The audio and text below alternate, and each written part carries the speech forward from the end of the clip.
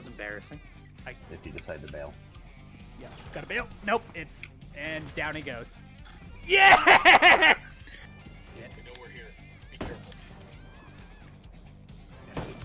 Okay, one down. Fuck, run it. Go, No, go, go, they got a go, helo go. coming in. We good? Go. Shit got close. Fucking Helicopter go. incoming. Oh god, no. Don't focus on it. Just go. I have to. Fuck. Opening No, fire. no, Come on. Helicopter, get Sub down. hour. no! Fuck! No! PM. Kodak, no, hold on. Kodak, now you want to respond? Bro, you didn't see the guy who shot me over there? I was getting dinner. My mom. What do you mean you were getting dinner? I mean, I was getting dinner. What more fucking explanation do you need? No.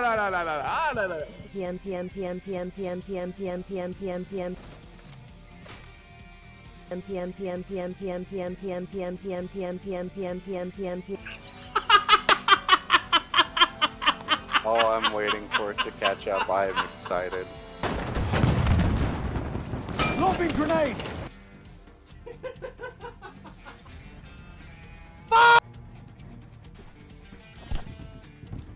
Oh, Damn. in the neck. Oh my! Damn it!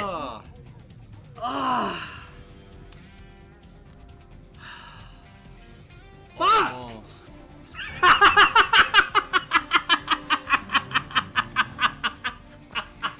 Oh no.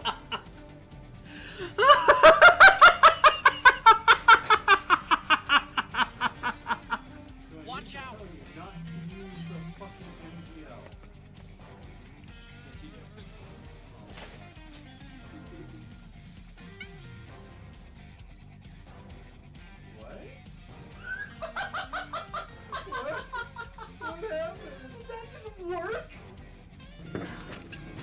Just jump right in. That's too bad. Oh, I missed the. Well, so apparently when you miss the cable, you're just fucked. You good, Dave? No, I'm dead. I can't hear you, but you good? No, I'm dead. What in the goddamn? You ready for the next one? I don't think you're ready for I the am. next one. I'm not, but just do it. The sequel, Big Mother Truckers 2, Gee, I was not ready for that. Truck Me Harder.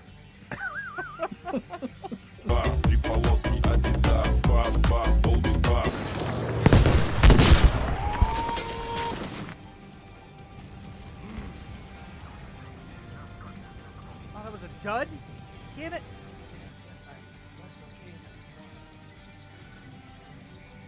Need I remind you that I'm your host, Greg Handofferson with WBYZRN Radio. Dave.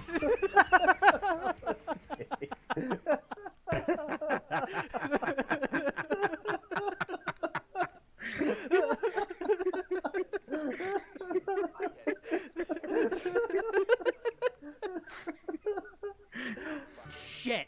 Fuck you. God!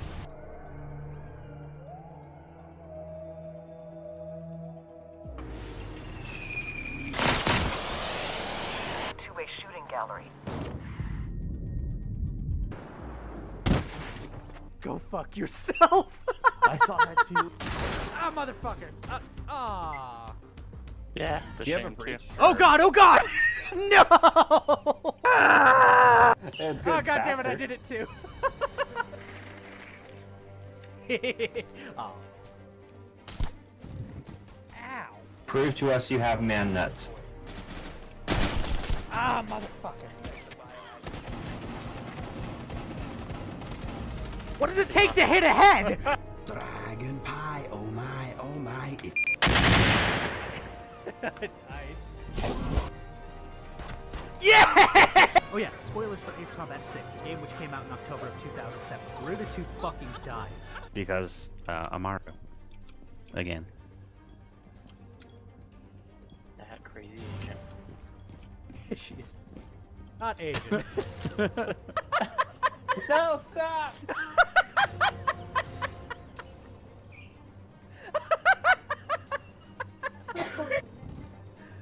You are dead!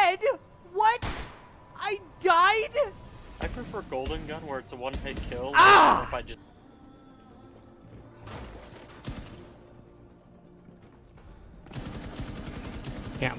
Can't get it from below. 60 seconds remaining.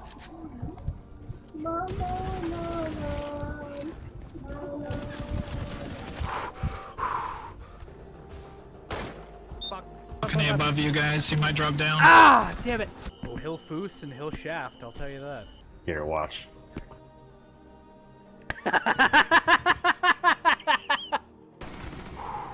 Talk to him.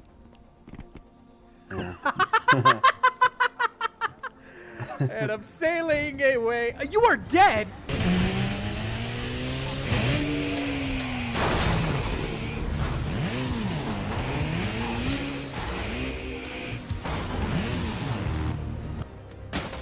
Ah.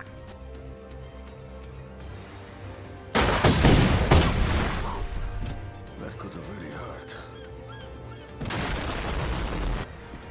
That's right. Okay, bye. I'm sailing away.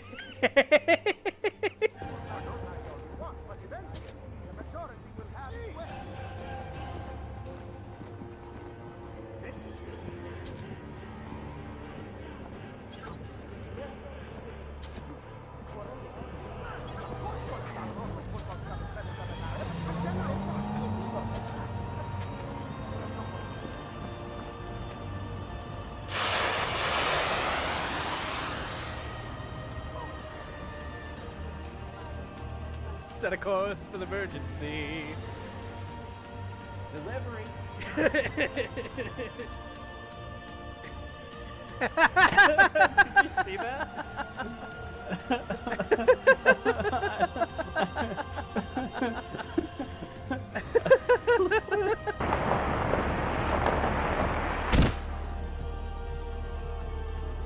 I wonder what happens if you throw a grenade.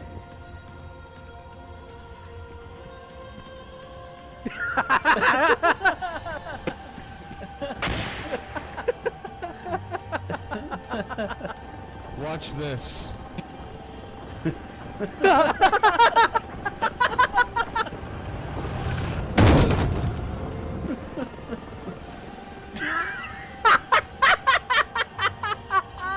Okay, well, Yeah, no more graceful way to end a round than burning to death in a crossbow. on a middle. and we're dancing. Yeet. I also can't catapult myself.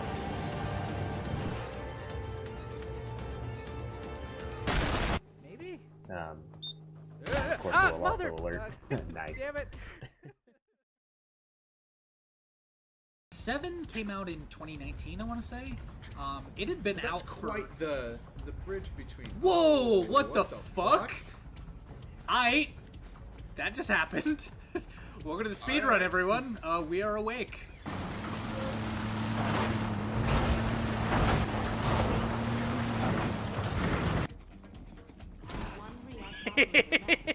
Oh, they have lasers. Okay, that's a game changer.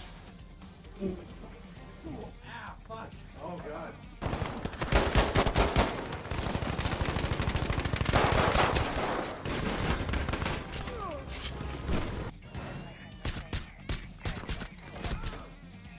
That was embarrassing.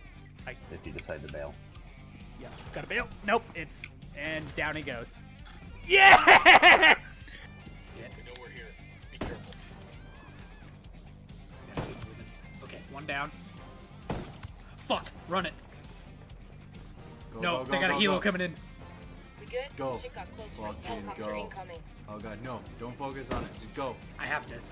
Fuck. Opening No, fire. no, Come on. Helicopter, get Somehow. no! Fuck! No! Kodiak, no, hold on. Kodak, now you want to respond? Bro, you didn't see the guy who shot me over there? I was getting dinner. My mom.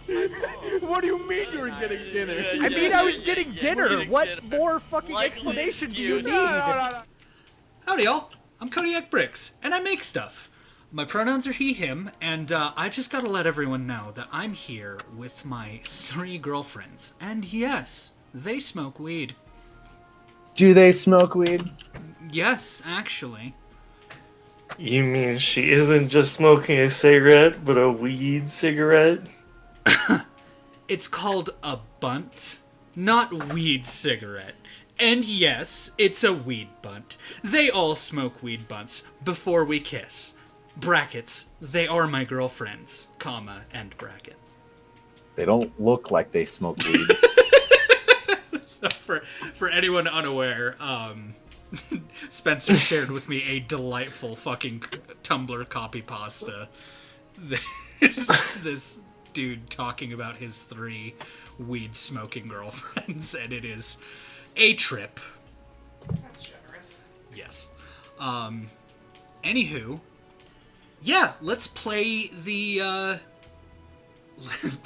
let's play some Only Up. I'm joined tonight by Spencer. Joint. Joint. Thank you. Joined by Spencer, also known as Sad Crispy Boy, who I may or may not have been on the stream of, just really laughing it up as he kept falling to his demise. As I pleaded to you, through tears of desperation, for mercy, but no mercy was seen to be held. I'm also joined by the illustrious, delightful, definitely knows where the rebel base on Hoth is, Avron Plays. Hello.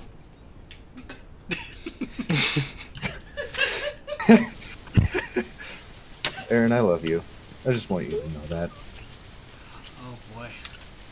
Okay. Only Up.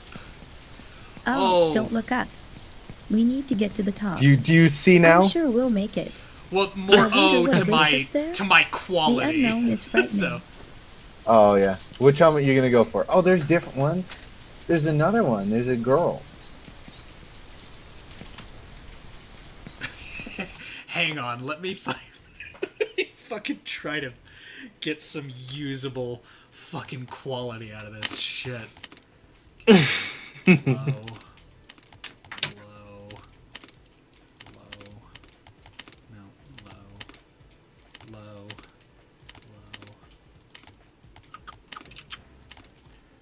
Get low.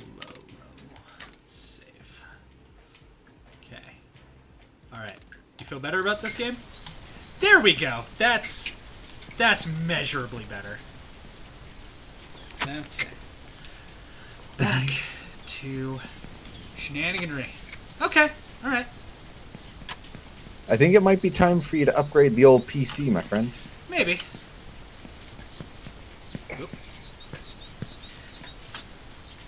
Oh yeah, these are floaty. Well, let's go. The journey of 10,000 steps begins with the first step. Yep, already taken it.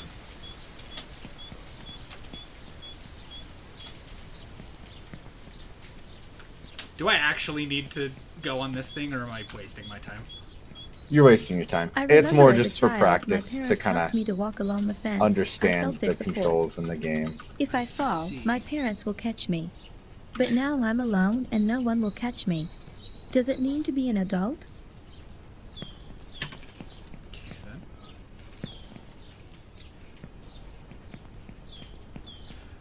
Hey guys, we're in Goblin Town. Wee. Oh, hello, pig. Capital of the world, Goblin Town. Certainly my capital. I will be right back.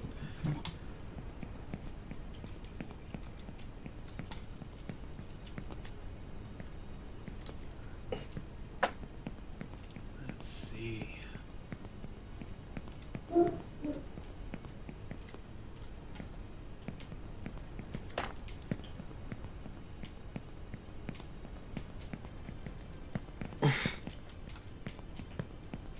Who is?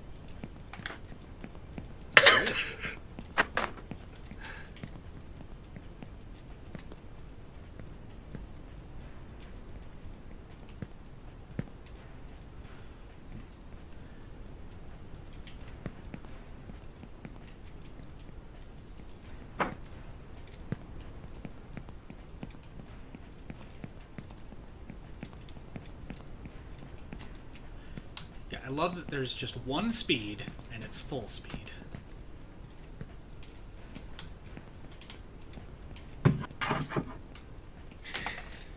I sat funny in my hip pop. Ah. You should sit serious next time. Yeah, probably. Allosaurus had never seen such bullshit before. It's very hard to make a choice when you don't know where it will lead. See, it's been kind of spoiled for you because you have a general idea of what to expect from this game. A little bit.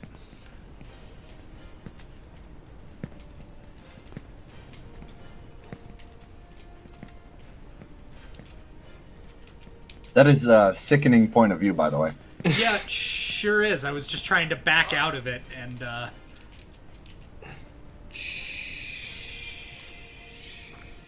cool. Settings. Cool. Okay. Dope. There we go. Alright. Norwegian deals. What? Okay. Sure. I am confused, Aaron. You should be. Mission accomplished. Spencer hasn't seen the thing that I'm referencing. I don't think I've seen the thing that you're... I certainly You have. Have I? Yeah. The thing Strongbed says. Oh, right.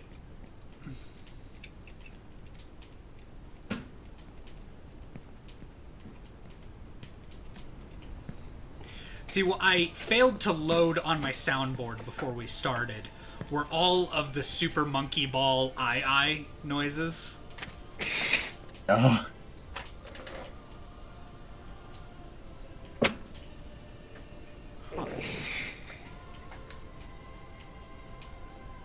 You having an issue there, Dave?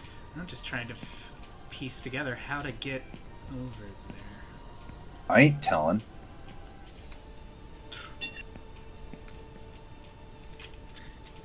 Well, donk. Okay. First time's a charm.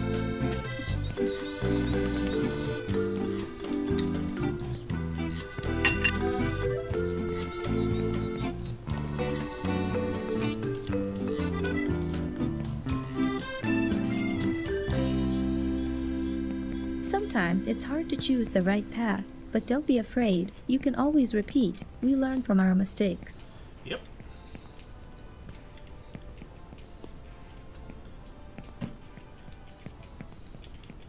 So, NASCAR did something earlier that it has never done before. What? It caught my fucking attention. How so? Let me give some background. So, I have been to, like, Las Vegas and went to an actual, like, NASCAR race where we had front row tickets. Yeah. And feel free to call me, like, an entitled or spoiled little shit. I did not fucking care. I did not give a solitary shit about what was going on, because they're just driving in a circle, right? Like, who gives Effectively. a fuck? Earlier today, we joined some of our dear friends for Brinner, or Linner, I guess. Oh boy. And in doing so, we went to a place called Donkey Tail's Cantina, and they had NASCAR up on the screens. Originally, didn't care, didn't give a shit. Like, you know, whoop-de-fucking-do, who cares? Except I started to give a shit, as it turns out that for the first time ever, they are doing street races. They're not on, like, a track. Like, they're on, like, a track. Like, you know, everything's been partitioned. But they aren't, God, this kid's ugly.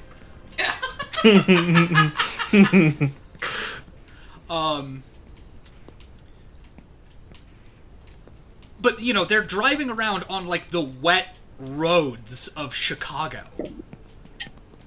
And, Not having a good boy, time. howdy, it was just a shit show.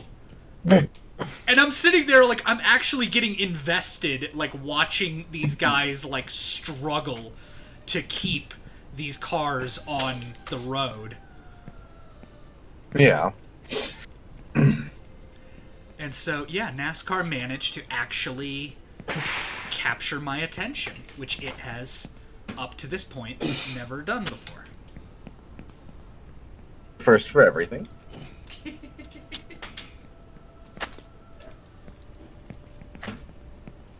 It was entertaining to witness. There is, in fact, not a first time for everything. Well, not with that attitude. Oh, too far. Okay. Now the capital question. How the fuck do I get back to...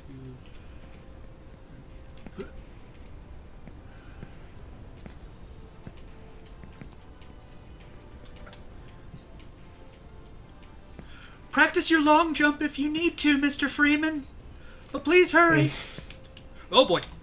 Yep, overshot that. And car.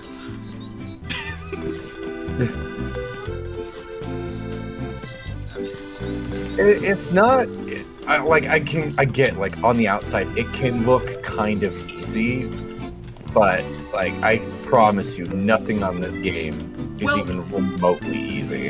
Again, so here was kind of my thing was Sometimes it's hard to choose the right path, but don't be afraid. You can always repeat. We learn from our mistakes. You said that last time. Oh, they'll say it every time. Oh, good. Every time you fall a decent amount, that'll play. That'll play. Okay. Yeah. Good to know. So, with that being the case, I say that as if I remember where the fuck my train of thought even was. I was saying this right. game looked easier than it is. This game looked easier than it was, and I downloaded this fully ready to school on you because I have a lot of experience with platformers. Mm-hmm. Here's my trick with controllers, right? Where I have joysticks where I can make those like finer adjustments. Right. So I downloaded this game earlier today, and I was mentioning this to the boys before we got started. But I'm like, hell yeah, I'm gonna turn on the controller and I'm just gonna fucking style on this game. And lo and behold, there is no controller support. And now you're getting styled on like a motherfucker. Yeah, where did you get to, Spencer, by the end of the stream? I fell to the beginning. I know, but what, the highest? Yeah. You can't see it from where Dave's at. I spent 90% of the game like a good ways above where Dave's currently at. Do you have like a landmark? The ground. Well, so if Dave looks up real quick. Whoop. Oh. So above all of boy those, shorts. that's oh yeah. Other than that, above all those, there's like past all the train stations. There's a lot of construction equipment and a lot of buildings.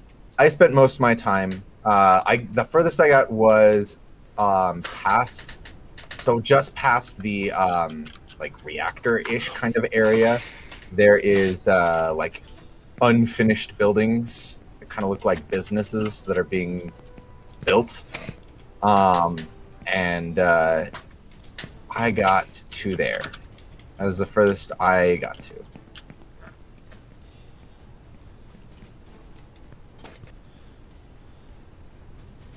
Okay, do I do this responsibly or do I do this dangerously?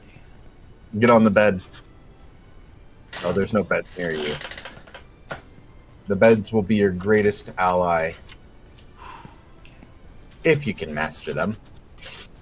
Well, you know.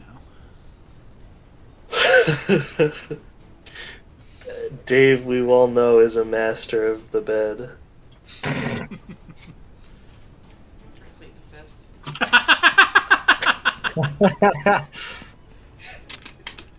My darling knife, ladies and gentlemen.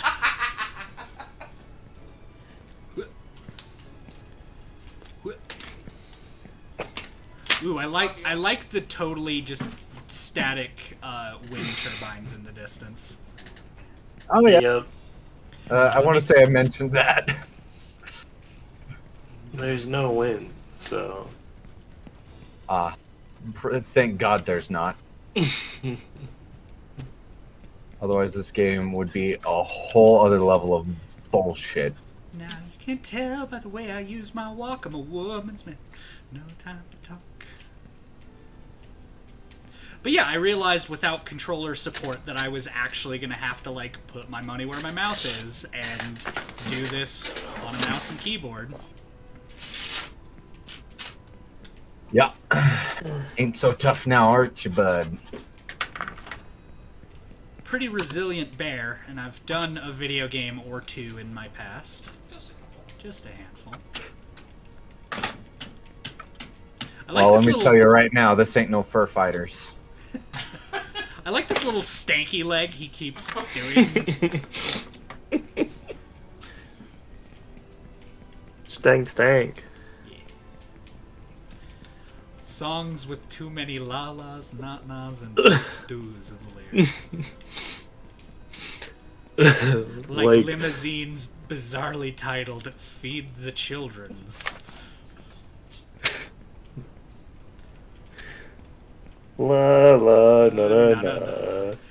Hey hey doo doo doo.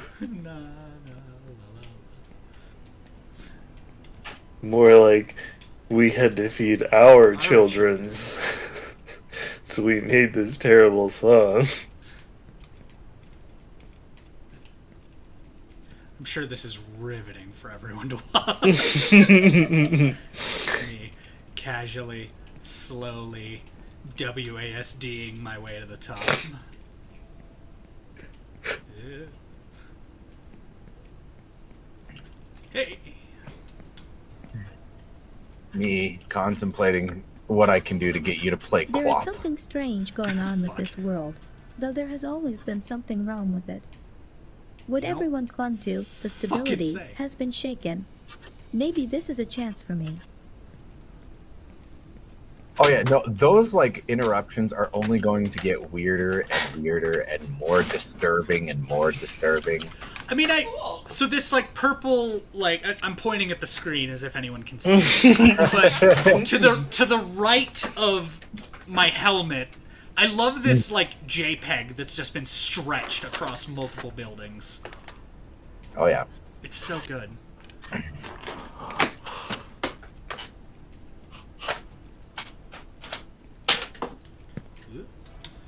Yeah, we gonna play that game?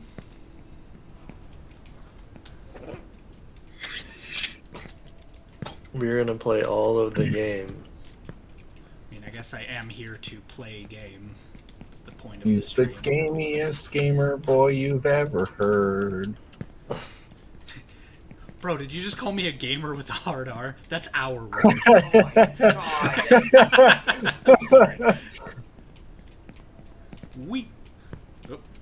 There we go. The railroad was opened here 120 years ago.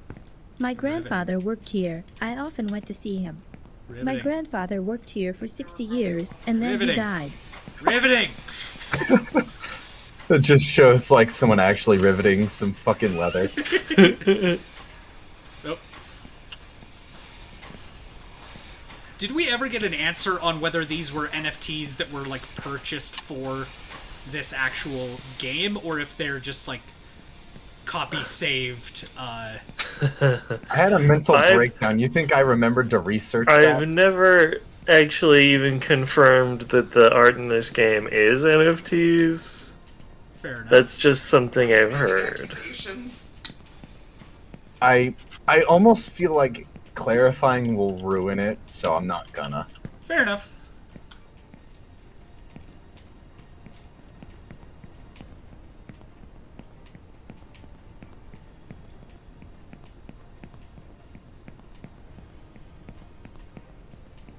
If you want to go quickly, go with friends. If you want to go far, go alone.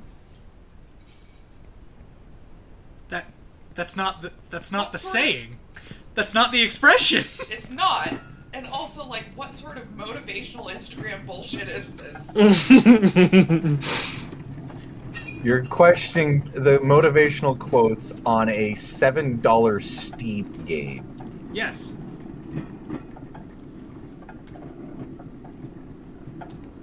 Like, who is misquoting their middle-aged mom's post? Oh, dude, this game blew up in China first. Oh. I kind of talked a little bit about like the rise to popularity this game had and how From here, weird you have a already great it was. view of the favelas. This is where everyone lives in poverty. Oh, I joked about it being the favelas. This It actually is. Where my is. whole life and the lives of my yeah. have been. Oh, okay. Well, shit. Feel kind of bad now. Just kind of. Just a little. Dave's just over here like, haha, poor. Well, I mean, I figured there was some kind of, like, disparity going on with, like, you know, the cardboard / like, ramshackle settings next to this giant opulent wall, equally opulent city, and are those twin towers? I thought so, but I didn't want to say anything out of fear of being insensitive, so I was just gonna let it be what it be.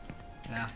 That's definitely what it looks like. It's all well and good that you don't want to be insensitive. I certainly appreciate that. I can't remember a reason that would be insensitive to reference to towers. I don't know, dude.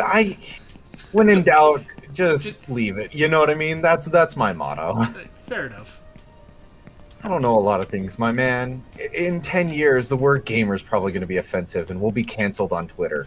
Yeah. If they can read enough tweets to be able to cancel us. If they don't hit their limit before they get to our tweets. Yep. Ooh, I love things just loading. So it's so good. It is my What? No. What? Aaron did it! I don't think Aaron did it. Yes, he did! It doesn't. My soundboard doesn't hear the people that are with me. God damn it! I know. Sorry, What were you saying Aaron. anyways? It's my understanding that this game is cobbled together from free assets from the engine.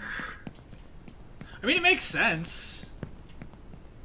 So that might explain some of the background choices. Sure. Hello, Moon. The moon. Beautiful.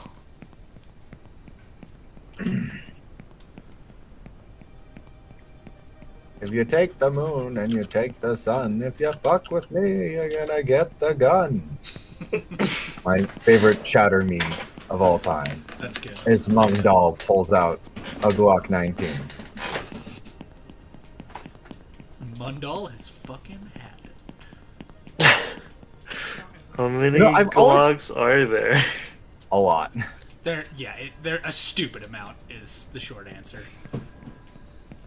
So, I guess this kind of would make an interesting topic. So, as is established, Mungdal, a carrier of the Glock. Yes. What kind of gun do you think Ed and Ed, like all the Eds, would carry? What the fuck? No, because here's the problem, right? Is Ed, right? Yellow shirt. He's kind of an entrepreneur, right? He wants Eddie, to you do mean. Eddie, sorry. No, isn't that Ed? Ed is yellow skin, but he wears a black or red and white striped shirt and a green jacket. Okay. Eddie, the three hairs. The dumb one, the long one, and the short one. The short one is Eddie. He's the entrepreneur who always comes up with the schemes to get quarters for jawbreakers. Right. Mm-hmm. So, and then Ed is the tall, dumb one. Yeah, Ed. And no, that's 2Ds. double D. Ed Dumb one you're is right. 1D. You're right. My bad. Double D is 2Ds, and he wears a hat. You're right.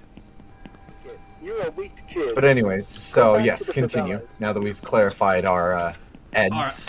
Who are the Eds and who are the Eddies? Yeah.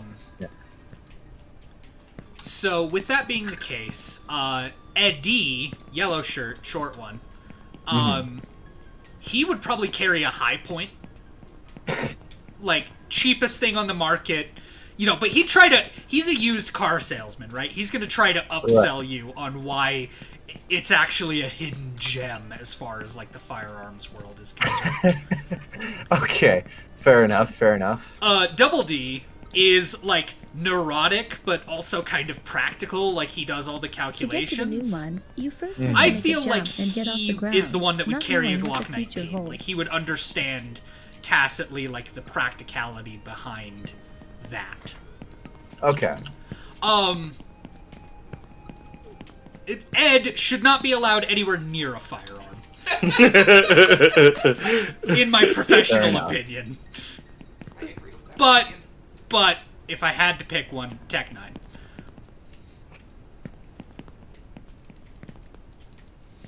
I wanna be a monster, Eddie.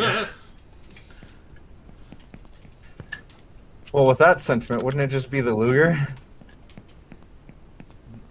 No. Lugers are actually like extremely expensive and hard to maintain. Oh yeah. Well, it was a monster. He said he wants to be a monster. Luger, Germans, World War II. Fair enough. That was the basic idiot train thought. Fair enough. What the fuck is that? Wow, everything, just because there's train tracks doesn't mean you have to have trains of thought. My father worked here as a driller, Aaron? and he always smelled of fuel oil. I was afraid of him and hoped Aaron? that one day he wouldn't come back from Just work. Aaron. He drank a lot and often beat my mother and me, but that's in the past. You'll never make it to the top. Good. You'll never make He deserves it after that one. I'm still scared of him.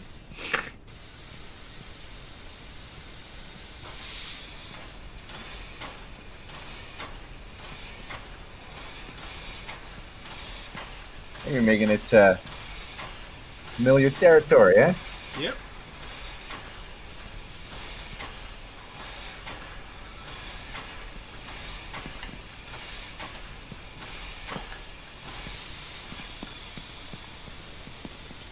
Dave's on the pipeline going up.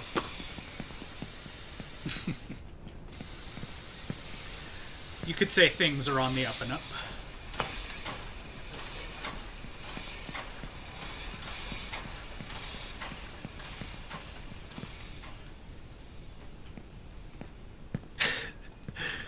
These oil rigs get up here.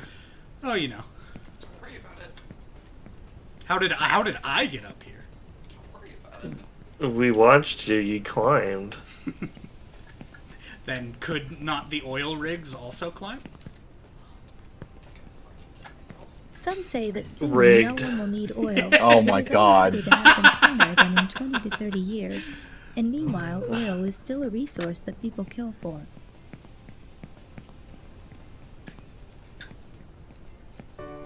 I love how it's also just talking about like oil murders and shit like that. Yeah, you know. Typical gamer stuff. Yes, we all know gamers talk about the war in Afghanistan and Iraq. Yep. All the time. Can't get me to shut up about it. What was it that kicked off that war? I can't remember. I know they told me to never forget, but I can never remember. Well, the meme answer is oil, but the real answer has gotten so muddled with the meme answer that I don't even remember anymore. I guess it's not really the real answer, it's more just the political answer. Sure.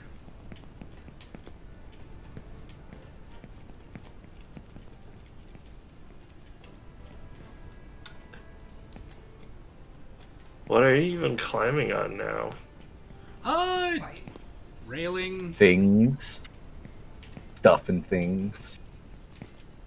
You know, as gamers do. As we gamers do.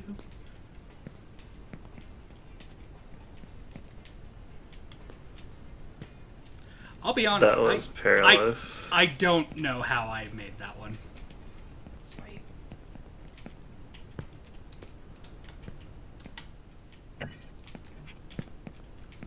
Nice backwards jump, Dave. Thanks. Howdy, Lennon. What's good? Or is that Marx? That might be Karl Marx. That's Marx. Might be Marx. Mark's a spot. Fuck you. Aaron can't be the only one to get away with these jokes, okay? Fine. Otherwise, I might start calling for advisor equality.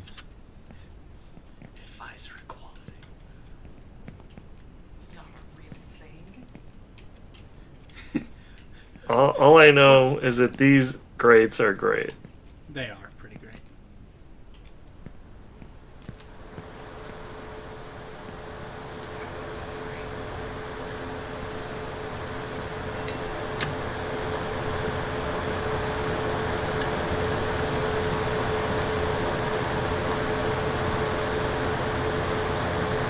Robots with science.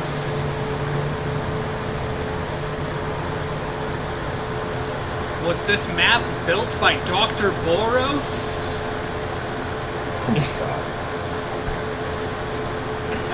That's a Fallout New Vegas reference for my gamers out there.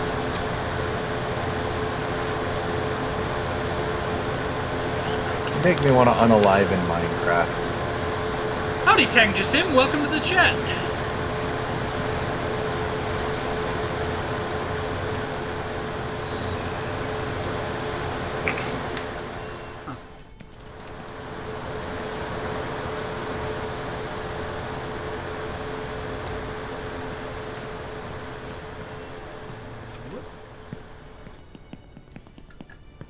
Birth, kindergarten, school, army, institute, factory, death. Hello, kinfolk. Okay then. Yeah, you're gonna get a lot of those. It's like a government psyop. I think the only government psyop is the floating cop car over there.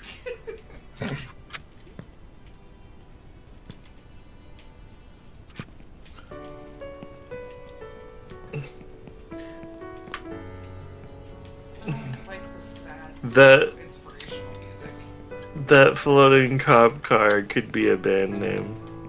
Floating cop car. That floating cop car. When I was looking through the list of like actual band names and whatnot, right? I was honestly bummed as hell that Planet-Sized Shotgun was not one of them. I ain't paying no fucking toll for the subway. Fuck you. You're getting close to where I was. Fuck you and your subway. You little subway bitch. Ooh, spooky noise. Spooky noise. Kids love when I make a spooky noise. It's up! My god. I don't know how I didn't even think of that when I saw that. It's only up. Is that a drone over there? Bitch, it might be. Yeah. Do I want that? Do you? I don't know. There's a way up over here. There's Is lots there? of ways up. That's where Spencer went, and he got stuck up here. Yeah, as from here, it's I don't know. Figured out. I had an idea, but I ain't gonna tell you.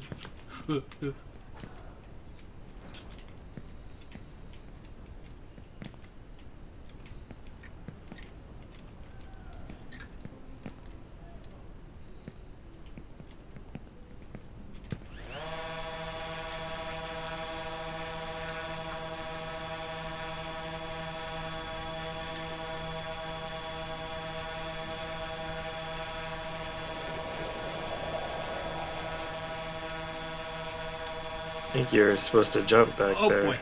Well, Jump on the bed. on the bed? There's no bed.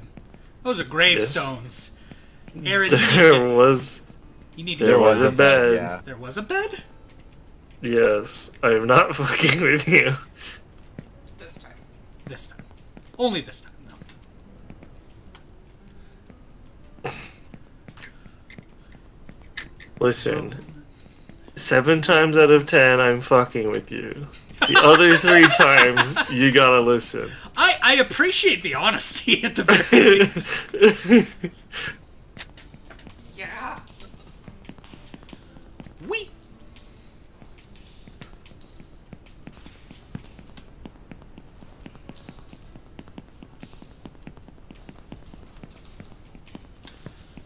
Hey, look, it's up.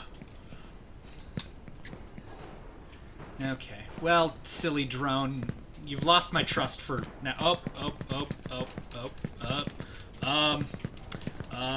okay. That's what you get for ignoring the drone. Oh my god.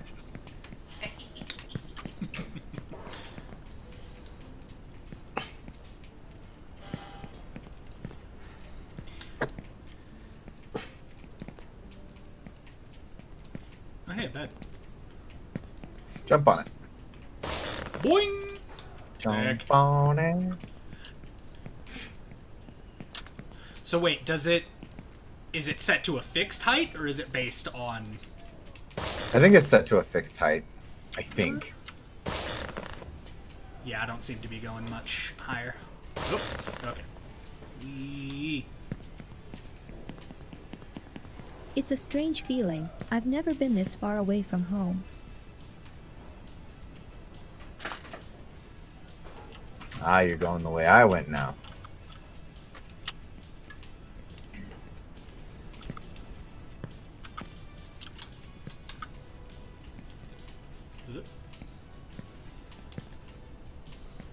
Bye!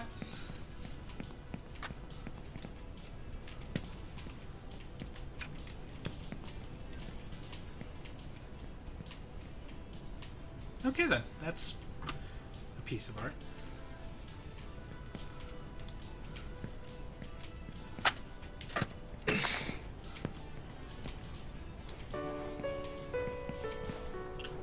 Sometimes an art is just an art. Sometimes it's that. Sometimes it's in the foot.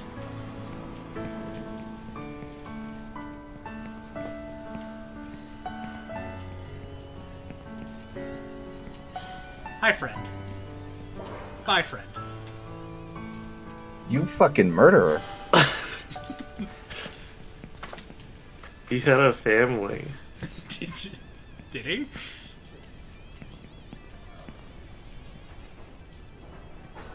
So now you've made further than me. Have I now? Yeah.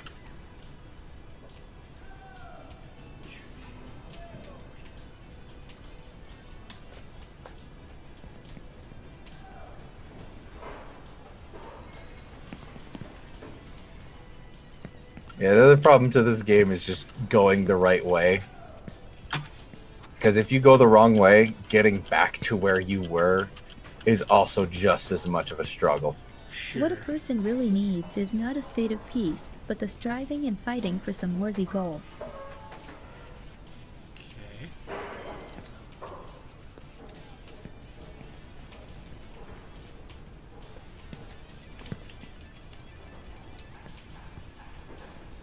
Guess we get to board the house from up like we're pirates.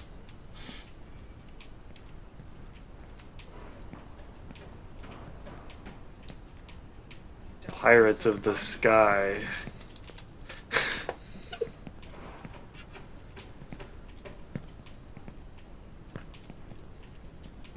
I'm sailing away.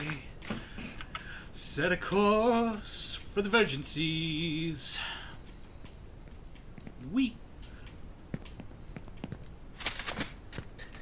Dave has to be free. Howdy, ludonarrative dissonance. How are you?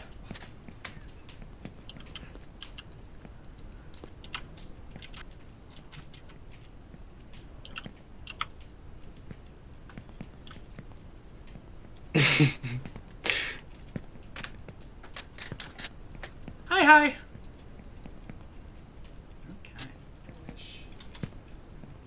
Okay. There's nothing stopping you outside of work tomorrow. Yeah, I know. I have stuff in my lap. That's a barrier. Ah, that's an understandable barrier. But I have a lot. Oh, my keyboard stopped working for a second. I was like, oh boy. Hell of a way for this stream to end. It just cuts out like an Austin meme. Yeah, I was in Cambodia.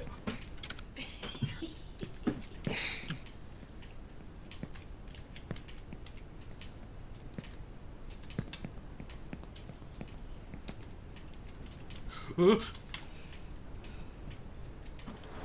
time I make that noise, it stresses me the fuck I'm out. sorry. It's okay. It's not your You'll fault. probably be making that noise a lot. I'm aware.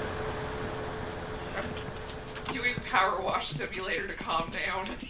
Yo, same. And also just aggressively not looking at his computer screen. A bad time, TM. Fair enough. Yeah, I definitely got too big for my britches on that job.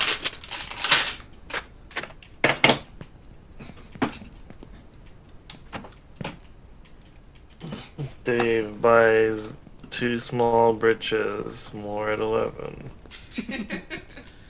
Testicles found on the track, more at 11.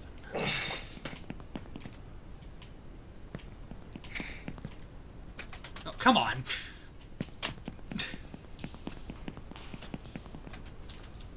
Did you fall even further?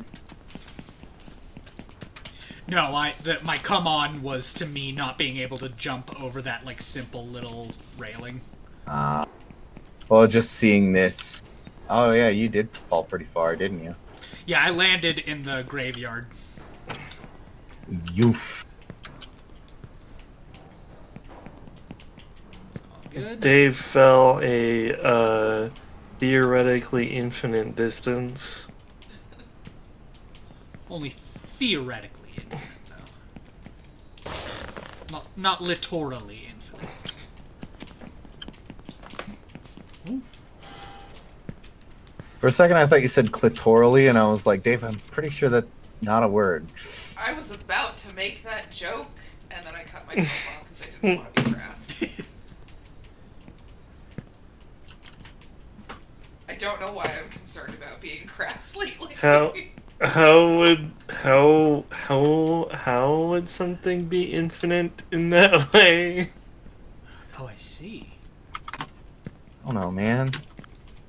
The divine questions of the universe. Oh, well, okay, fine. I mean, they could be orgasmically infinite if we're being clitoral. I've never encountered one in real life, so you gotta help me out. gotta cut him a little slack here. Oh, God. Aaron, you are a national treasure. I just want you to know. It's not that I couldn't find it, I've just never had the opportunity. So hypothetically speaking, where's it located? Asking for a friend. Asking for a friend. For purely academic purposes. Can you draw me a diagram? Oh God. Just be a rough sketch. Just a rough sketch. That's one screwed up looking taco. I mean, very good drawing.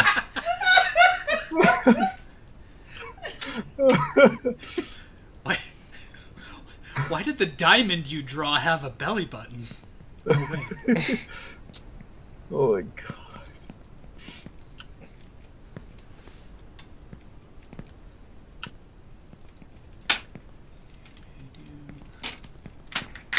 Kid's got some sick moves. Sick nasty, bro. Nothing personnel, kid.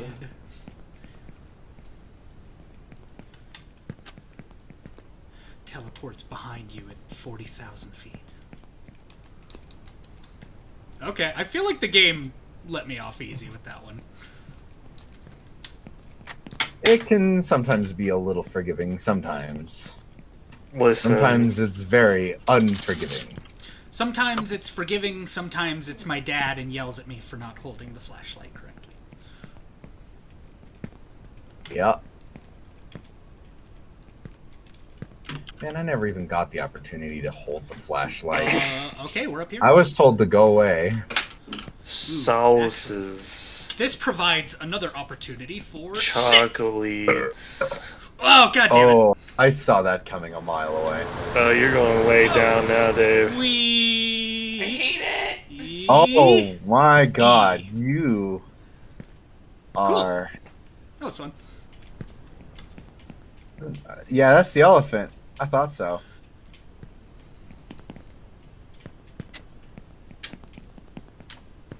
Okay, note to self. No sick, nasty jumps at that juncture. That is 2 for 2 where I've been knocked down a peg. And or several. Gently Peg.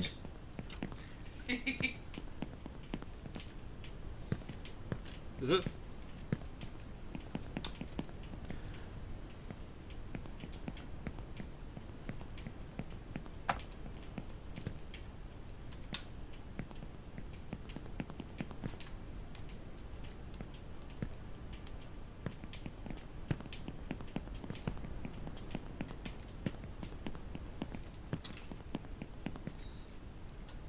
Yeah, you gotta be careful, man. This game will punish you for being an idiot. Oh, I watched it do just that to you. Yeah. See, this was the part that I felt was gonna be, like, possibly infuriating for others to watch for me playing this game. Because anyone expecting the kind of meltdown that you had from me is here It for the took wrong me kind 2 of hours content. to get to that point, okay? It took me 2 hours. Alright? It wasn't just I started the game off meltdown, alright? It took a long time for me to get there. I was not, it's not like I just started streaming and having Saying it meltdown. wasn't a deserved meltdown. Yeah, I didn't say you... You absolutely 100% earned that. We're also not saying that your meltdowns aren't highly entertaining. Very much so. Well, that was part of the reason I chose to stream is because it's like, haha, funny streamer man rage and meltdown. Everyone thinks it's hilarious. Even I find it hilarious. Right. My favorite episodes of Game Grumps are when Aaron's playing Super Mario Maker and crying his mind out. Losing his fucking mind. Yeah, exactly. Exactly. I get it. I really do. It's not fun to be there, but it's fun to watch someone be there. You know what? You truly are a saint for putting yourself through that torment for our entertainment. Oh god, that is like the second hardest I've heard Dave laugh. I was upstairs and I could hear it. Yeah, I came upstairs after we finished up and I was going to bed. And I'm just like, I just had a great fucking time. Oh boy.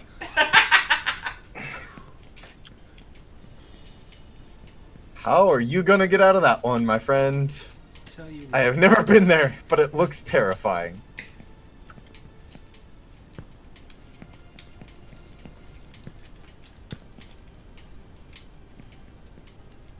It's this cool thing called Figure It Out.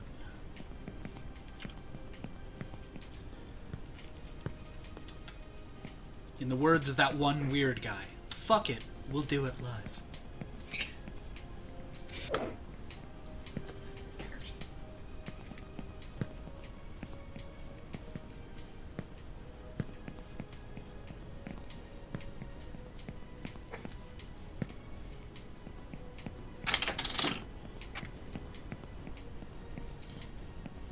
Oh, there it is. Okay. Good to know.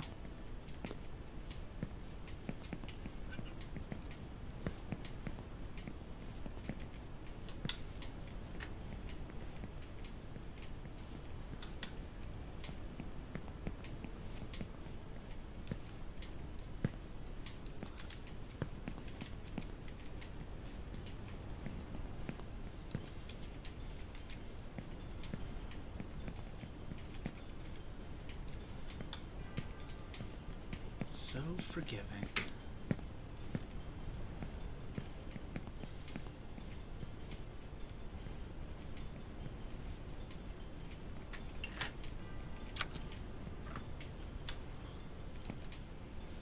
What a neat idea, though. Like, this is interesting.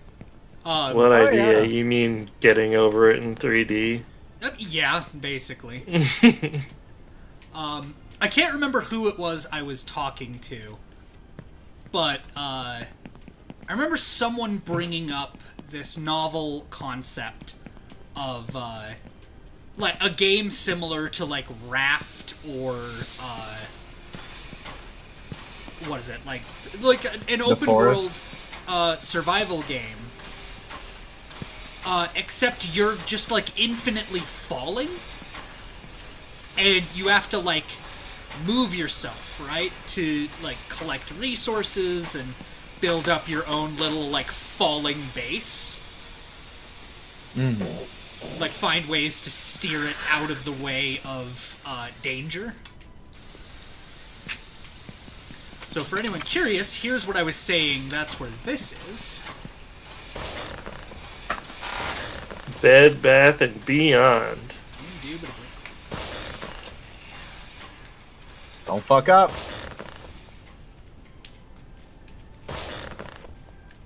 Oh, okay.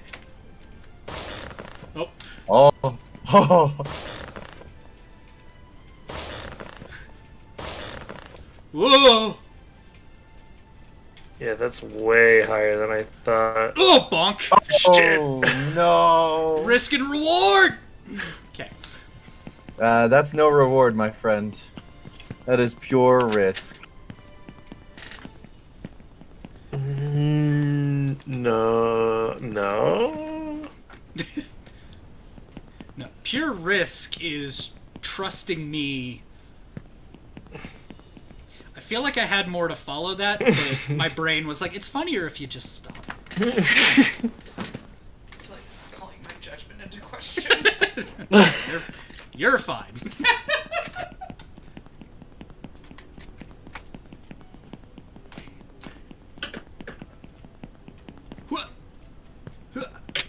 Parkour! Parkour! That's definitely how that works.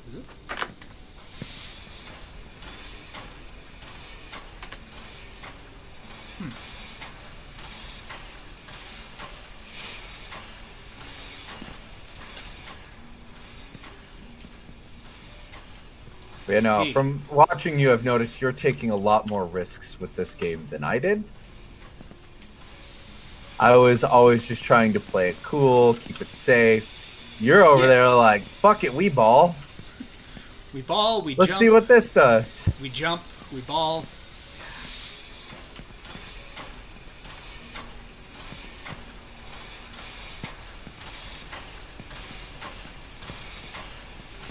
We haven't heard from that lady in a minute. That's because you haven't made much progress. You need to make progress to like really get her talking, or lose a shit ton of progress to get her talking. Sure.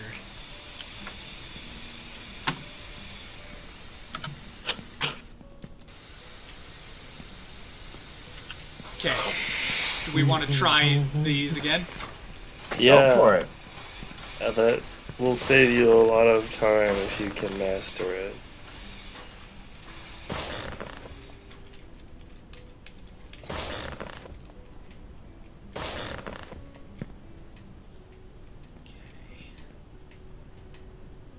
You know, we're just gonna go. Oh, what? Too far. Bonk. Yeah. Fucking gamer moment. Let's fucking go. Let's fucking go.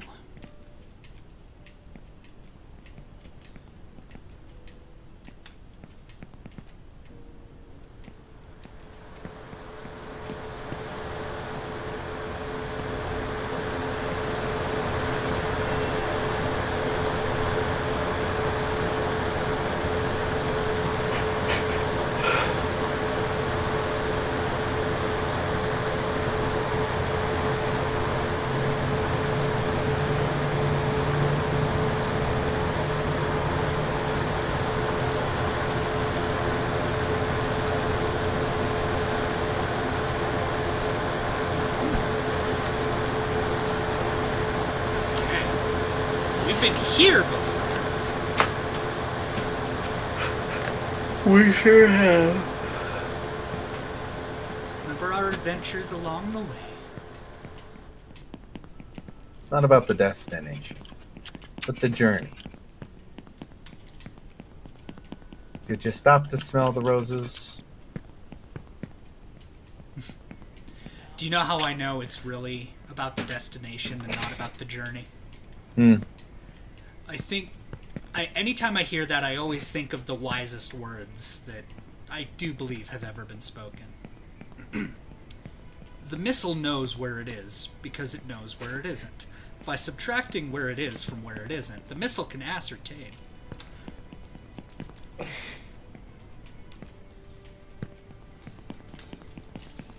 Are you... Okay. I mean, yeah. End of bit. I don't have the whole fucking thing memorized. I was like, is there more to this bit, or is that it? There is. That's just all I can remember. God damn it.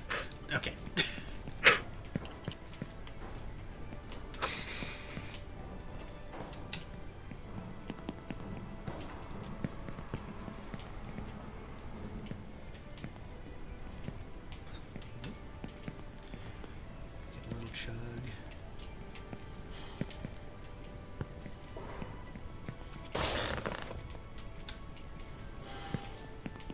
I am definitely seeing, like, how people are beating this in 20-ish minutes. I assume it has something to do with the beds. I mean, probably beds and just, like, really clean movement. Yeah. Yeah.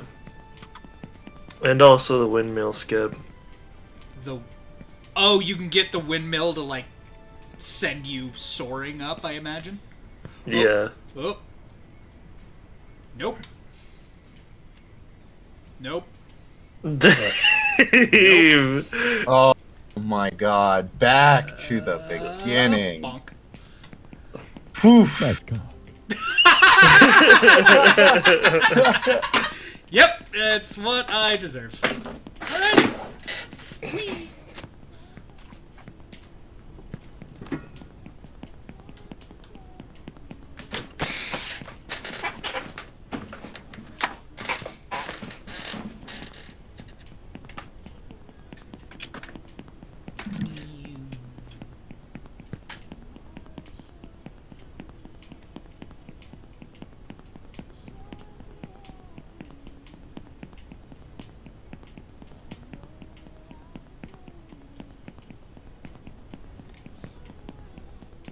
See, this part I can just style on because of how fucking wide the floor actually is. I know it like looks precarious, but I'm starting to do the thing where I'm looking at objects not as they are shown in the game, but kind of how they would look in the geometry of like the game designer.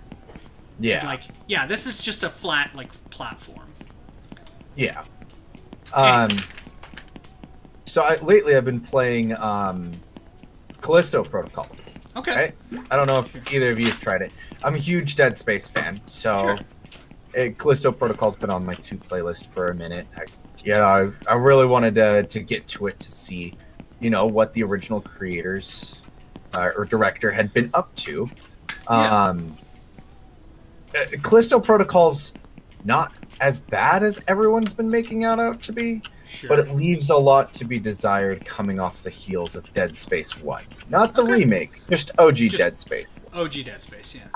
Mm-hmm. There were a lot of things that were added in Dead Space 1 that were just not talking like story-wise or this, you know what I mean? Like things that were just gameplay-wise that made Dead Space 1 so great, in my opinion.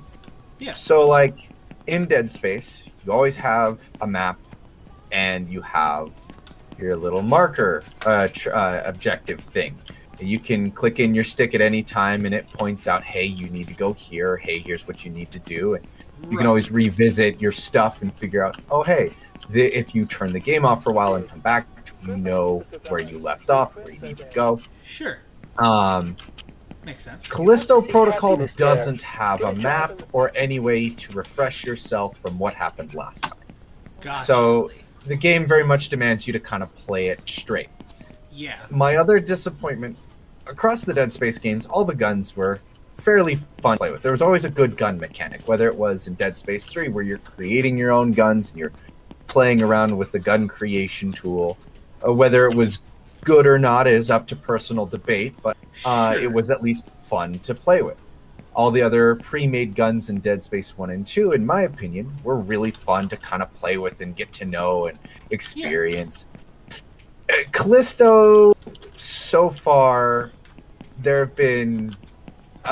so with where I'm at, there's a handgun variant and a shotgun variant. And there are multiple types of each. Okay. And they feel insanely similar. And so those are my two biggest gripes with the game, is that the gunplay isn't as fun as my expectations had set, judging off of the playstyle from Dead Space 1, 2, and 3. Okay. And there's no good way to just take a break from the game and come back to it. The other thing is it falls into the trope of horror stuff that I don't really much care for. So there's a difference in horror between things that are just scary, like jump scares, or just settings that are scary, like how, Subnautica is scary because you're underwater and, and there are giant monsters and they're kind of terrifying. Or like in Dead Space, how you're alone in space and it could turn into a monster and attack you. Right. Callisto Protocol, I wouldn't count as scary as more just gross. And I'm not a big fan of gross. I don't like the Saw movies for that reason. Yeah. But yeah, that is my 6 hours in review of Callisto Protocol that is completely spoiler free. Okay. So yeah, if you guys ever decide to play it, or if you have played it, feel free to share your thoughts. I haven't. Part of my problem, so to say, is a lot of the same just problems I've been having with AAA gaming, and even just gaming in general, is my time is the most valuable commodity I have right now. Between having a lovely social life with my family, getting dinner made on time, my work, what's the term? Occupations, thank you. Obligations, that's it. I was going to say obligation before. But, between all of that, I have, very limited time, and I spend a good portion of that time working on videos, or writing, or, being otherwise creative. And with that being the case, a game really has to do something unique and interesting to get my attention and get me to take and dedicate time for it. There are novel little projects. You have to tease a friend about them playing a rage game and then take up the mantle of playing said rage game. Yeah, no, this is a nut up or shut up moment, and I'm perfectly willing to acknowledge that.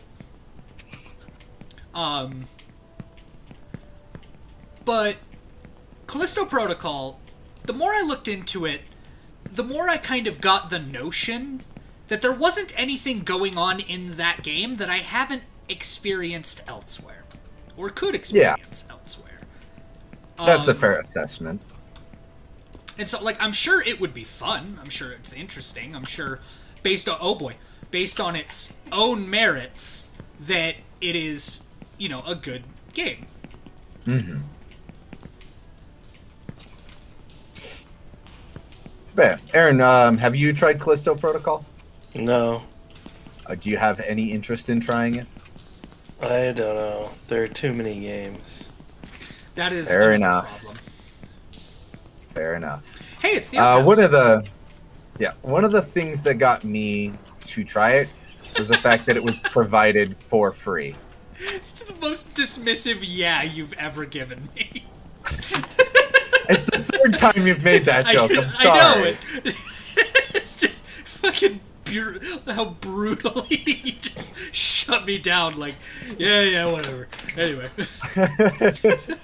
But you're fine, a good way to get me to try a game is to provide it for free. Like, as long as there's a modicum of interest in the game that I have, and it is provided for free, I will try any game damn near once, you know? It actually helps if I don't have to sink money into it. Because generally if I put money into a game, I have to get my my worth out of it. You know, I have to like my scale for like games is how much did I enjoy it?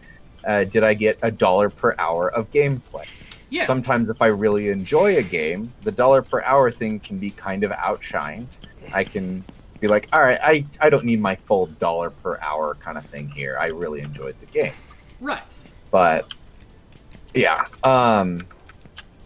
that's like a lot of what goes into, do I play this, yes or no, kind of thought process. The mentality, yeah. Mm-hmm. Fair enough. And so, but,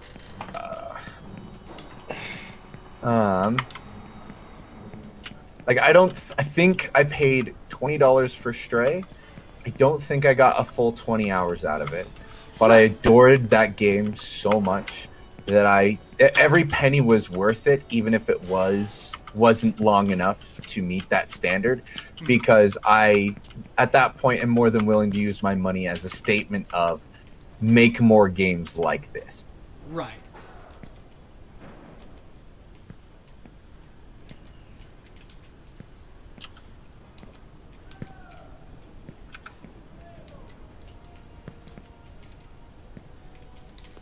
Cool boy. Oh. No, that's perfectly fair. There are a lot of games I've streamed where I've paid like way more money than I ever got like hours out of them. But the sheer novelty of being able to stream them or just in a lot of cases like Iron Lung, being able to, have that as an experience and something that I spent time in, I feel, was rewarded despite the price tag. Yeah. It makes sense. This Wait, is hold on. another Does that say China shipping? Yeah. It does say China shipping. Okay. I wasn't looking too close last time. Can't imagine. It's interesting what you notice and what you don't when you're the one playing versus the one in the co-pilot's seat. Yeah.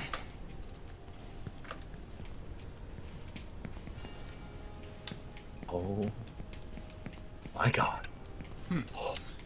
So I've been playing some Power Wash Simulator. I just got to the fishing boat. And oh my god, it's fucking giant. Oh, just you wait, baby boy. Just you wait.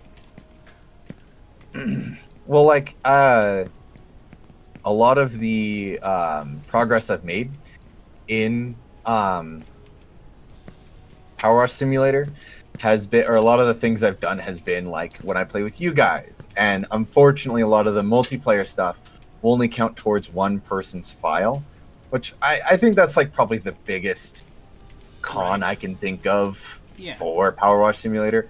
Is that sometimes all that work you put in and it doesn't go to your file, it goes to somebody else's. So it sucks because like you could play with somebody else, but somebody's not getting the progress. Yeah.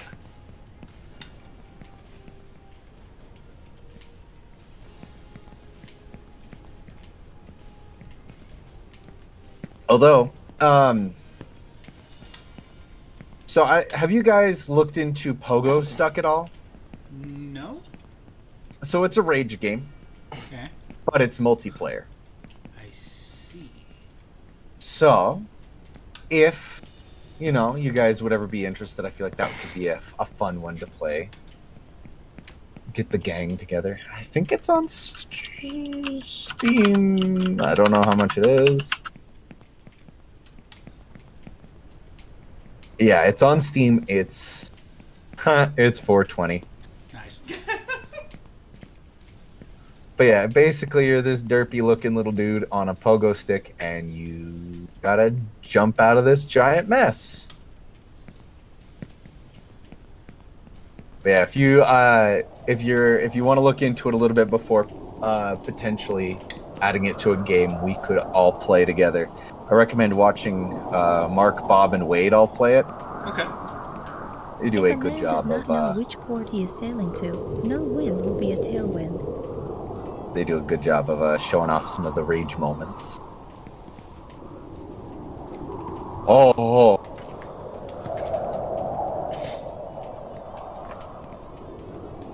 Or cutting it close there, my friend. Cutting it close is Dave's whole strategy. Yeah. Hey, buses. I guess you could say that's bussin'. Well, it's been a good stream, everyone. Thanks for tuning in. Just fucking end it there. Oh, God. I'm gonna go commit a felony. Don't advertise it. Well, you know.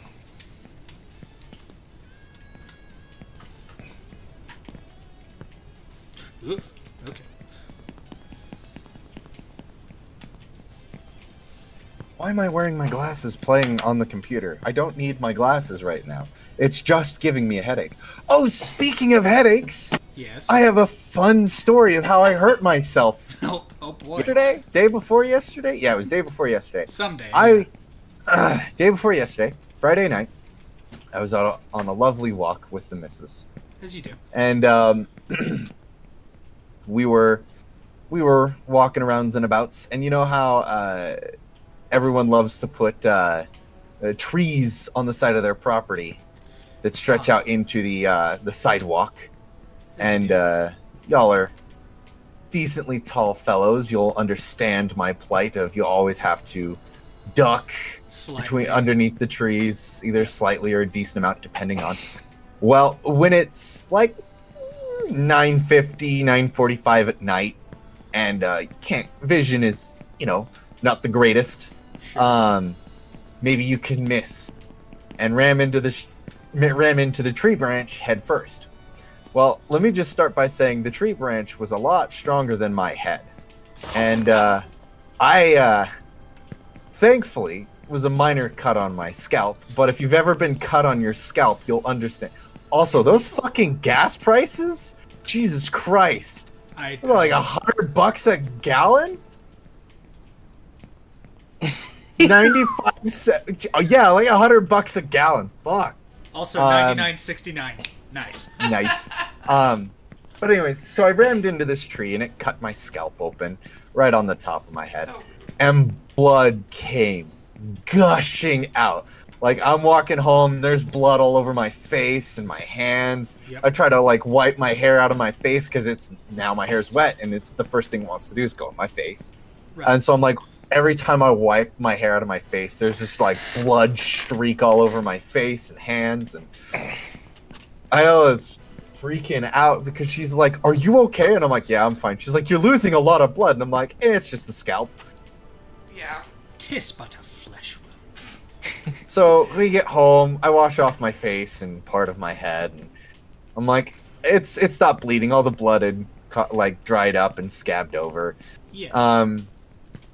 So the next morning I go over to my mom's house to have it because Ayala worked on that Saturday, and I have her help me clean up some of the dried blood, and everyone's freaking out like, you need to go in, get checked, make sure you don't need stitches. I go to the doctors and they're like, "Oh, you're fine. Just be gentle when you clean your head." And I was like, okay. $25 down the drain, but oh well. Oh well.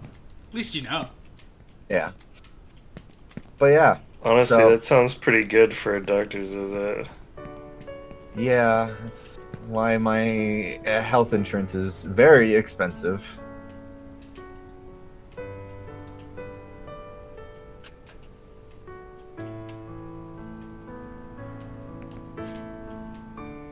Oh.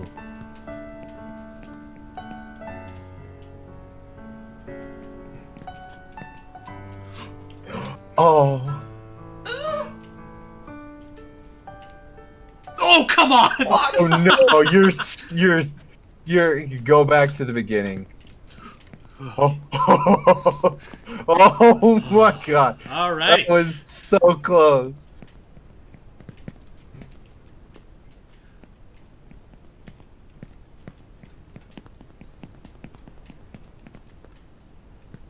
But you know what? I have the confidence to know that I can make it back there again, and it's okay. Great confidence comes great confidence. Very, very well spoken there, Spencer. I'm gonna add it to my motivational Instagram page. Yep. I can't claim that quote. That was a Game Grumps quote. I don't care. You think we properly sort our quotes here? Fair enough.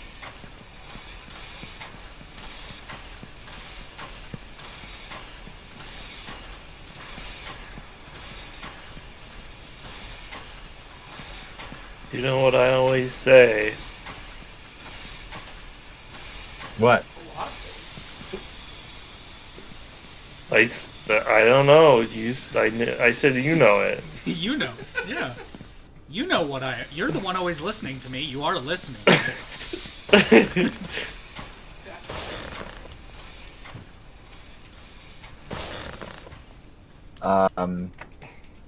Jump on the beds. Trust the beds. I have said that. The great eye in the sky is watching at all times. I don't remember saying that, but okay. Yeah, your eyes kind of rolled into the back of your head when you say it. You kind of levitate a couple feet off the ground. Just a couple. You speak in an ancient dead tongue that only the old gods spoke. It makes my ears bleed every time you do it. You know, that thing you do all the time.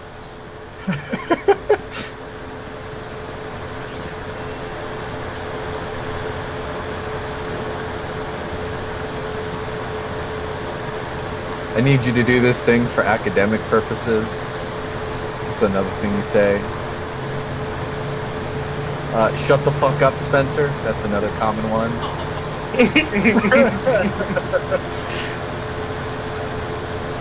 That one does sound like me. I think the thing I probably have heard you say the most is, I have no idea what the hell you're talking about. That's probably number one. The one I always hear and that always perks me up is, Dave, can I make you do another hypothetical?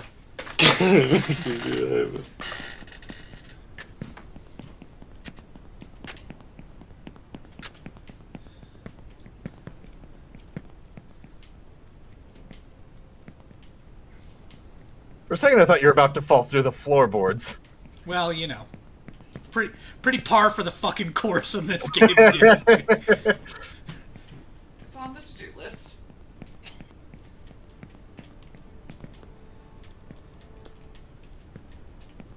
I think the guy who lives in that trailer is the same guy from Plants vs. Zombies. Probably.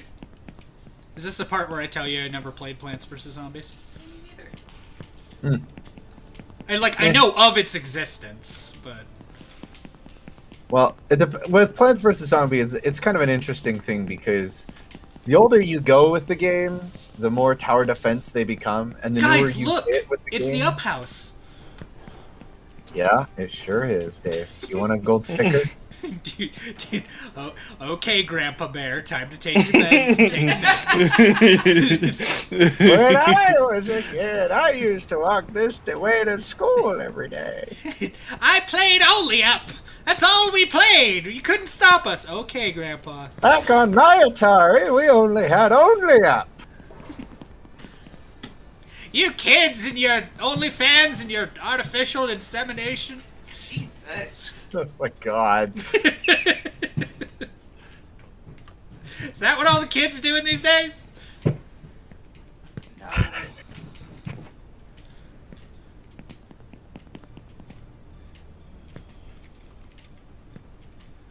What? What? What? Parker. What? Oh.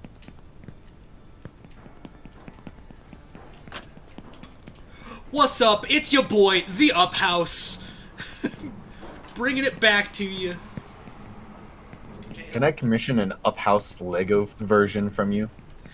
You mean the fucking animation I made where an F-22 shoots down, a certain balloon? Don't you have one of those? I do. You have. Yeah, that's what I thought. I absolutely want to remake the one you were specifically referencing, though. Yeah. Posedel, I think, is the guy. Oh. Aaron, I don't know if I ever showed you any of Posedel, or if you're familiar already. I don't think so, and I don't think so.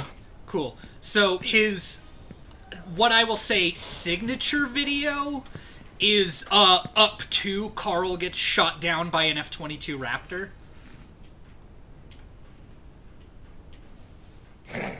There's also fucking Mr. Incredible gets killed by a JDAM.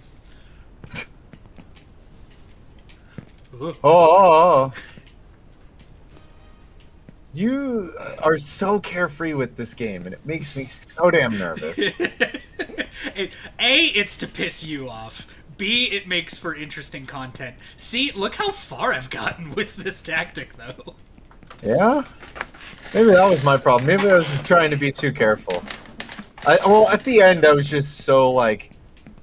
I was splitting my attention thin because I was like, let me tell you guys a story. Sure. And then I'm trying to make, like, precision fucking jumps. And then I'm falling, and then I'm like, oh, let me tell you guys another story. Mm-hmm. No, and no worries for that. I was definitely trying to, like, keep up the content farm, but I also understand, tacitly the problem of keeping a train of thought going as you are concentrating and doing precision platforming. So I fully understand your plight and where you're coming from.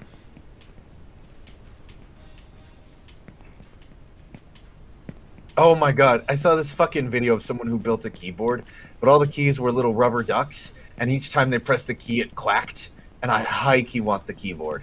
That's quackers. Also, you high-key want that keyboard? Yeah, I said what I said. You heard me. Oh, I heard you. I was just confirming. It was intentional. I low-key love that you said high-key there, referring to a keyboard that has keys on it. That's just the key to activating my comedy sensors. It's the key to success. Just don't wait too long to laugh, Aaron.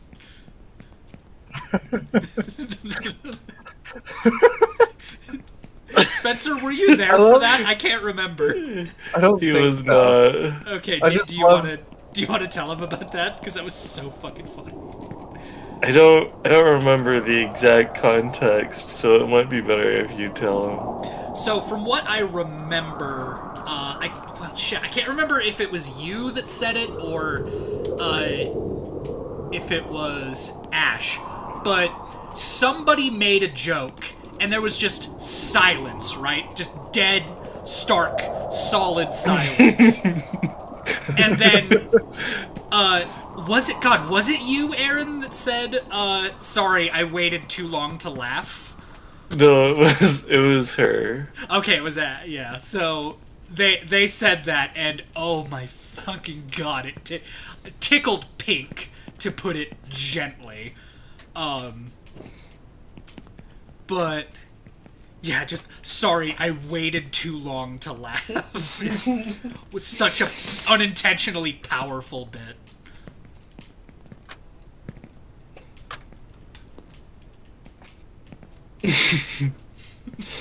Like, no, I did find it funny, I waited too long. And now the moment has passed.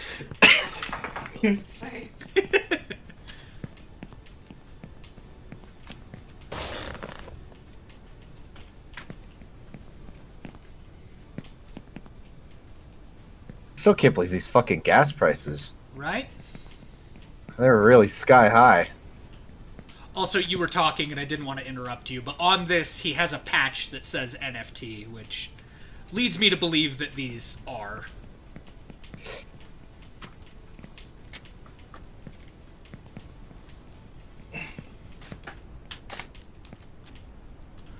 Oh my god. So we got Viva, Murano, and Cuckin card. Cool. Container. Cuckin card. Container. Container. Wrong way. But only up. I think this is what Apple's offices look like. I don't know. Truck. Oh, is that you? No, that's not Bear Paws. I thought those flames were Bear Paws for a second. I was like, oh, they got your truck, Dave. It's like, you son of a bitch. If I fall here again, I'm gonna be... Dog! Regret and misery. Yeah, it's like the...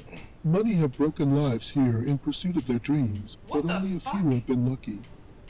Your childish stubbornness, if you continue on this path, will only bring you regret and misery.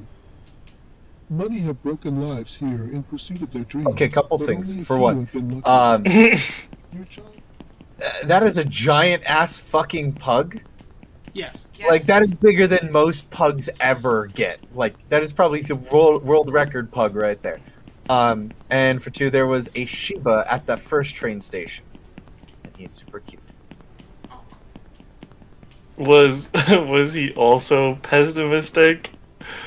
No. You don't remember the Shiba, Aaron? You were on the Discord call. I and was remember. Like, Aaron, the Shiba. I was remember. There for like 5 minutes going like, wow, look at this cute dog.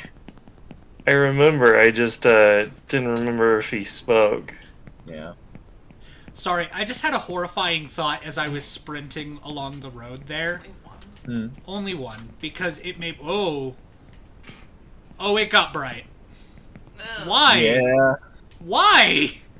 Because fuck you, that's why. I'm in heaven now, I guess. That's how the visually impaired feel. I don't envy them. I don't envy myself either. Cool. Thanks. Hey, you want to know what it's like to be deaf, to be blind? I too have driven at 5:30 in the afternoon in the sun setting. That's how the visually impaired feel. As one of them, no!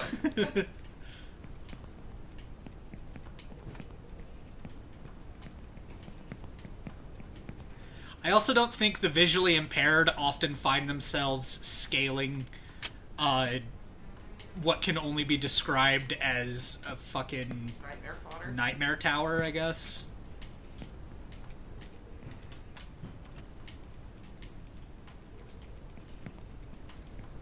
Oh, it's about to get fun. Your head up, king, your crown is falling.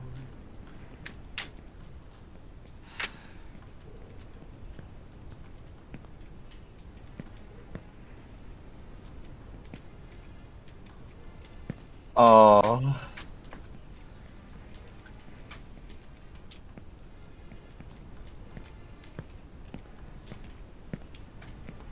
Are you on you're on a different path now, Oh, come the fuck on. Oh.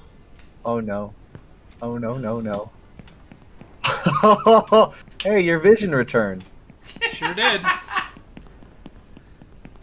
Is your vision a little fucked up? Maybe you just need to lower your elevation. You're going some way.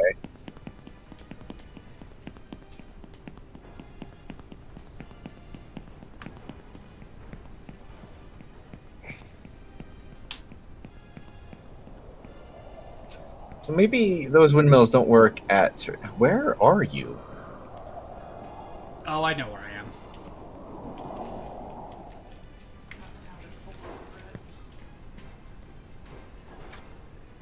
There was an invisible wall that was preventing me from going further.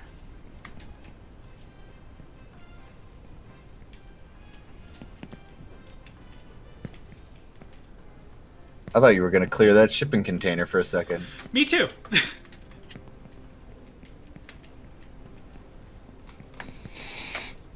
Oh, come on. Come on. There we go. Come on, Eileen. Why would you come on Eileen? Did she even ask for it? Yes. Good. Consent is important, I'm told. Yes. Unquestionably, no jokes to be made here. Genuinely, consent is sexy and important. And best informed. Yes.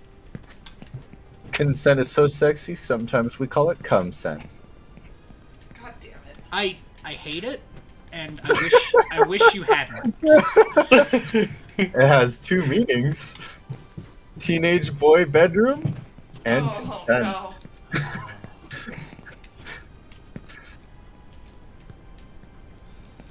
I know how that wordplay gets you. That would hit too close to home. Real shit, real quick though, I have no idea how old Will is. He's 12. Yeah. Oh, so you're coming up on teenage boy room. Yes. Uh-huh. What was that fucking Tumblr post that some parent put? Sometimes we leave your door open because we don't want to openly tell you that your room reeks of cum.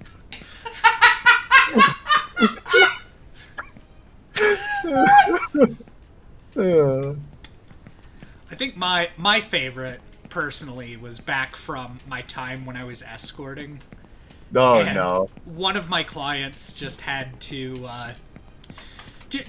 let loose a little bit on their teenage son, in confidence to me. As you now tell everyone on stream. Well, For the world to hear. I'm not sharing names.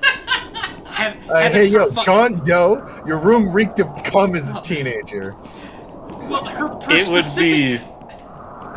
It would be a wild fucking coincidence if anyone from this story, other than Dave himself, were on stream with us right now. Well then. Oh, I didn't even... I looked away for half a second and you fall into the beginning. Shit. Oh. Oh. Alright! Back to it. Where the fuck even am I? The very beginning. Well, yes, thank you, shithead. In reference to how I got up last time. How you feeling there, buddy? Pretty good. Pretty good? I'm happy for you. Sometimes it's hard to choose the right path, but don't be afraid. You can always repeat. We learn from our mistakes. Yes, yes. I guess you could say you chose the wrong path. Might have done. I made I made a calculated jump, but man, I'm bad at math. Yeah, because we're gay. Yeah. Anyway, the specific thing that this client told me was Back to the cum room. Their teenage son thought that they were being clever, right, by using socks. Oh. And she's just like, I need that boy to understand that socks do not normally go when you pick them up. It was just like, as a former teenage boy, I'm so sorry. Because we really do think we're hot shit. Yep. Oh, yeah. Speak for yourself.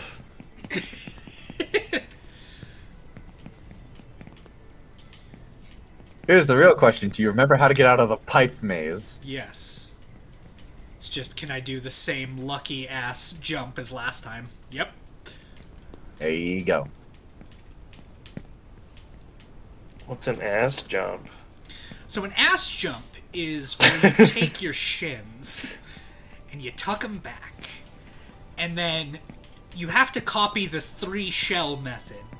And after that's done, it catapults you into the stratosphere.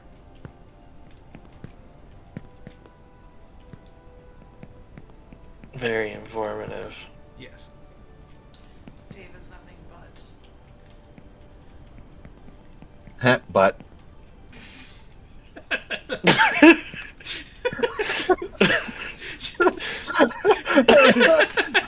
That's just how fucking tired and deranged we are.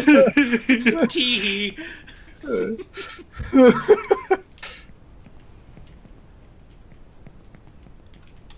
It's always when you're like at the end of your rope, it's always the simple jokes that get you.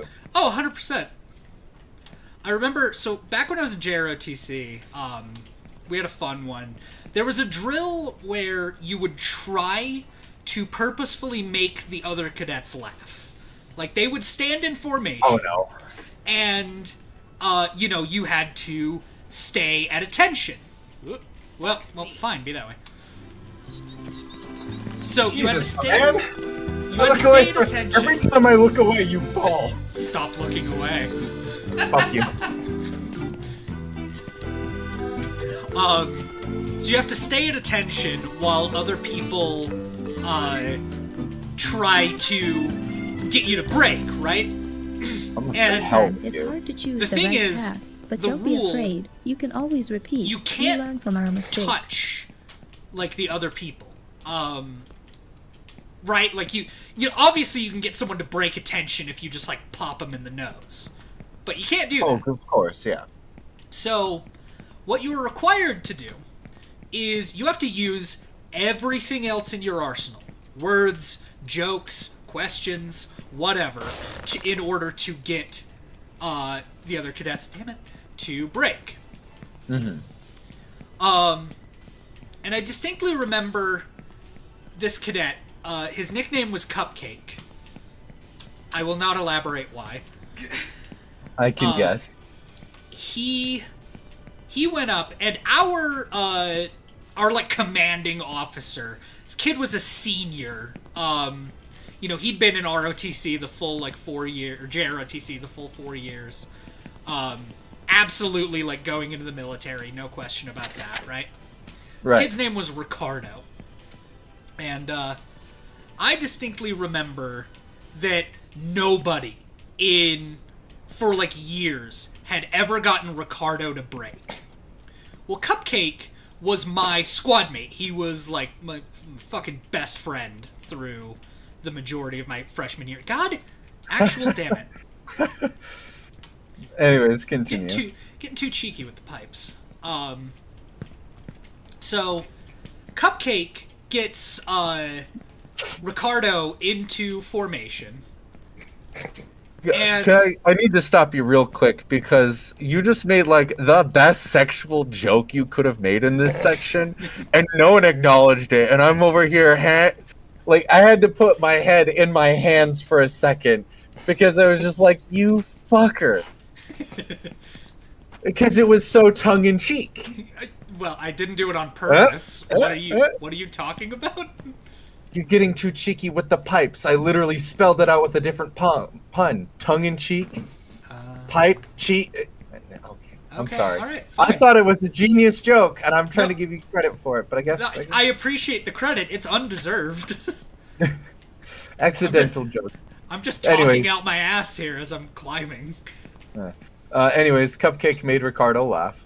So here's basically what had happened. We had all tried, and we'd been trying. We'd tried everything, right? No jokes, no, like, blowing on his face. None of that could get this motherfucker to break. And Cupcake is like, don't worry, guys, I got this. And he storms up. Just absolutely storms up to Ricardo. And gets... a solid centimeter, like quarter of an inch from this guy's face. And whispers, "Cadet, how do you make a Big Mac?" And for some fucking reason, that got Ricardo to crack. That's what did Ricardo in. "Cadet, how do you make a Big Mac?" Okay. Thank you for tuning into my not story. I'm just more dumbfounded than anything. Like, kudos on one hand, but on the other hand, like, that's what got him. Yeah, that's what got him. That's what you gotta do. Apparently. Oh, hey, there's the Shiva. Yeah, he's right there. He didn't say nothing. He's just cute. Oh, you are cute. Unlike pessimistic Pug. My least favorite Roald Dahl novel.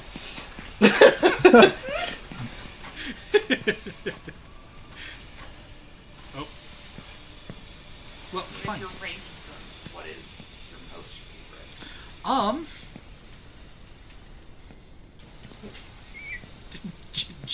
James and that fat ass.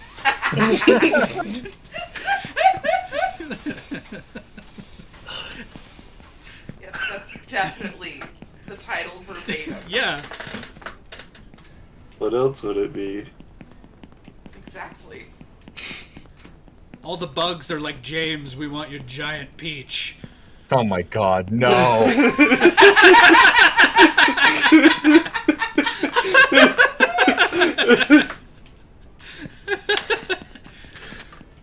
See, my trick here is that I am not going to rage despite how much progress I have to make up. I will, however, make my co-hosts rage by the shit that just comes out of my fucking mouth. I'd like to remind you that I live with you. This is true. I'm used to your bullshit. You're used to my bullshit. You can also flashbang me This with is words. true. So have you know that I have not raged a single time. I'll work on that. So, like, out of curiosity, because I was like, what other stuff did Roald Dahl write other than, you know, the giant peach?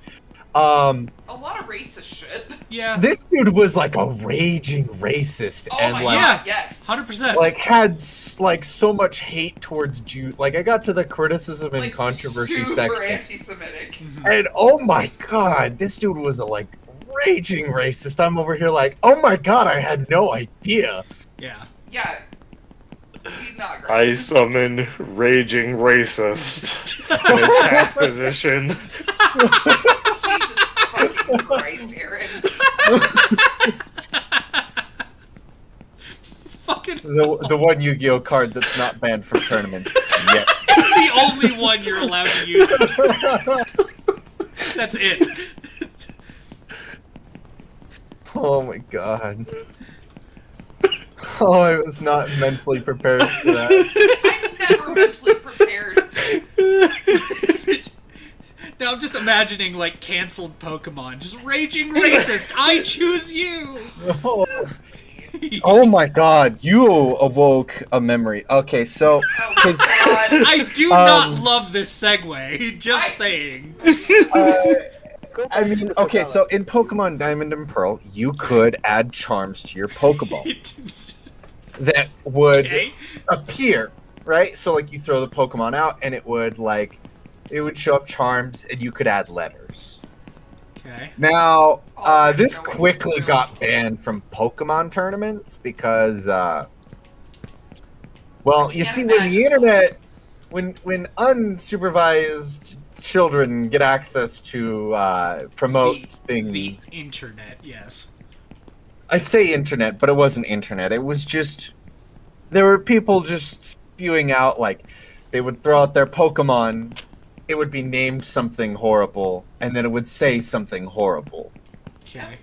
And so, in other words, Roald Dahl's favorite Pokemon pastime was playing Diamond and Pearl in tournaments.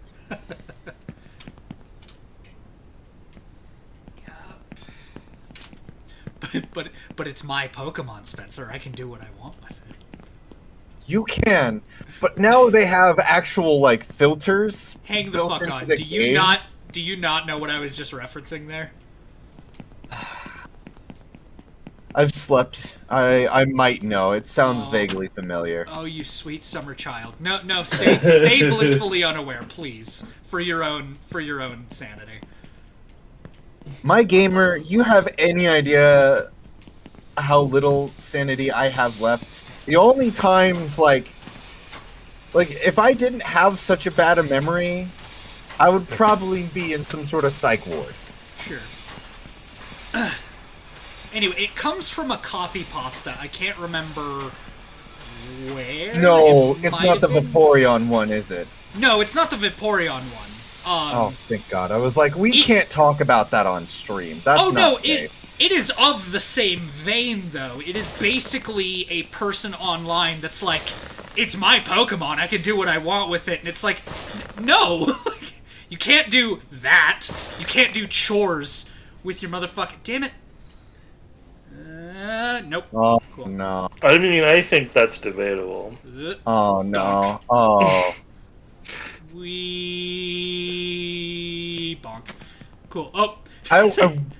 Wait, are they taking a selfie? I think Like they were, perpetually forever taking a selfie? Yep.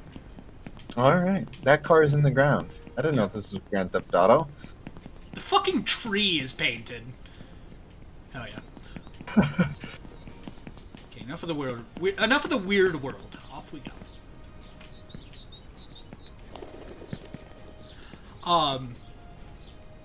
But no, it's this guy basically arguing that, like, yeah, I can do chores with my Pokemon, and a bunch of people like, no. I already fear for the life-sized plushies of Lucario and other Pokemon. But when I hear words like that come out of a person's mouth, my first concern is if they have any pets. Oh. I mean, Game Freak would know better, right? Right. They made a life-size Lucario doll. I don't know if that's they precisely care. what I'm referencing. Yeah. It's just that, like, what was that one TikTok of some dude walking out of an Amazon warehouse of, like, I just had to package up a body pillow of Todoroki's a My Hero Academia character and a red and blue dildo. I'm sending you my therapist bill. Indubitably.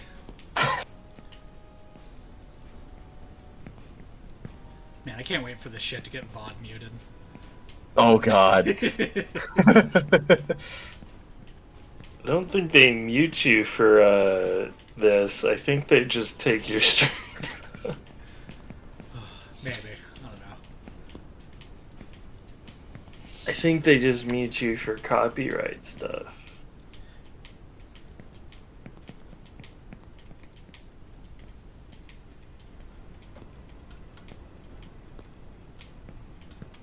No, you were getting pretty high up, and I was sitting here like, man, I'm really gonna have to play this and beat this just because he's flexing on my ass. Yes, that's the only reason. Yeah, pretty much. I mean, I have full intentions to pick this back up and play it again and suffer. And I will happily join when you do. Spencer, I feel like you spend a lot of time suffering. I worry about you. I spend every perpetual moment suffering. The problem with having suffering? well, yeah, I mean the problem with having ADHD is that like you sometimes just like like the brain's natural response to trauma is to black it out and forget about it. Well, ADHD will start off with thinking about a piece of paper and then suddenly you're thinking about a time that's very traumatic and you're just like, "Oh, my life's not a happy one." I mean, I hear you. It's just the way the cookie crumbles. That's how it crumbles today. You know, that you just gotta take a breather, tell yourself that's how the cookie crumbles, and let it crumble. And sometimes that involves eating 3 ice cream sandwiches that you bought yesterday in your freezer that you told yourself you weren't gonna eat all in one day because you want to try to lose weight. But it just crumble like that sometimes. Sometimes. Sometimes you need to have those 3 ice cream sandwiches so you don't go into a complete trauma meltdown. Yeah. Yeah. It's or called sometimes self-care. Sometimes you bonk your head on a tree and then you're like thinking about, I haven't bled this much since. Oh, those are fun memories. No, Those spicy memories. Yeah.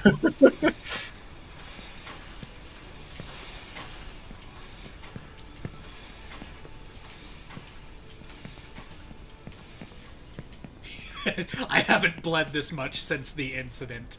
Another underrated Roald Dahl novel. I thought that was Lemony Snicket. That might have been no, you're right. That is 100% a Lemony Snicket novel. It comes up with a bunch of book titles. The questionnaire, is it Lemony Snicket or is it Roald Dahl? I feel like that's going to be worse than NPR or The Onion. That was such a fun game, though.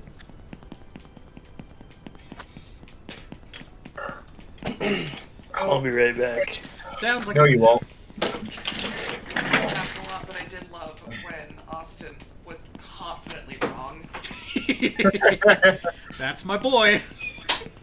Austin is every time Austin is wrong, he is confidently wrong. Yeah. He's confident constantly.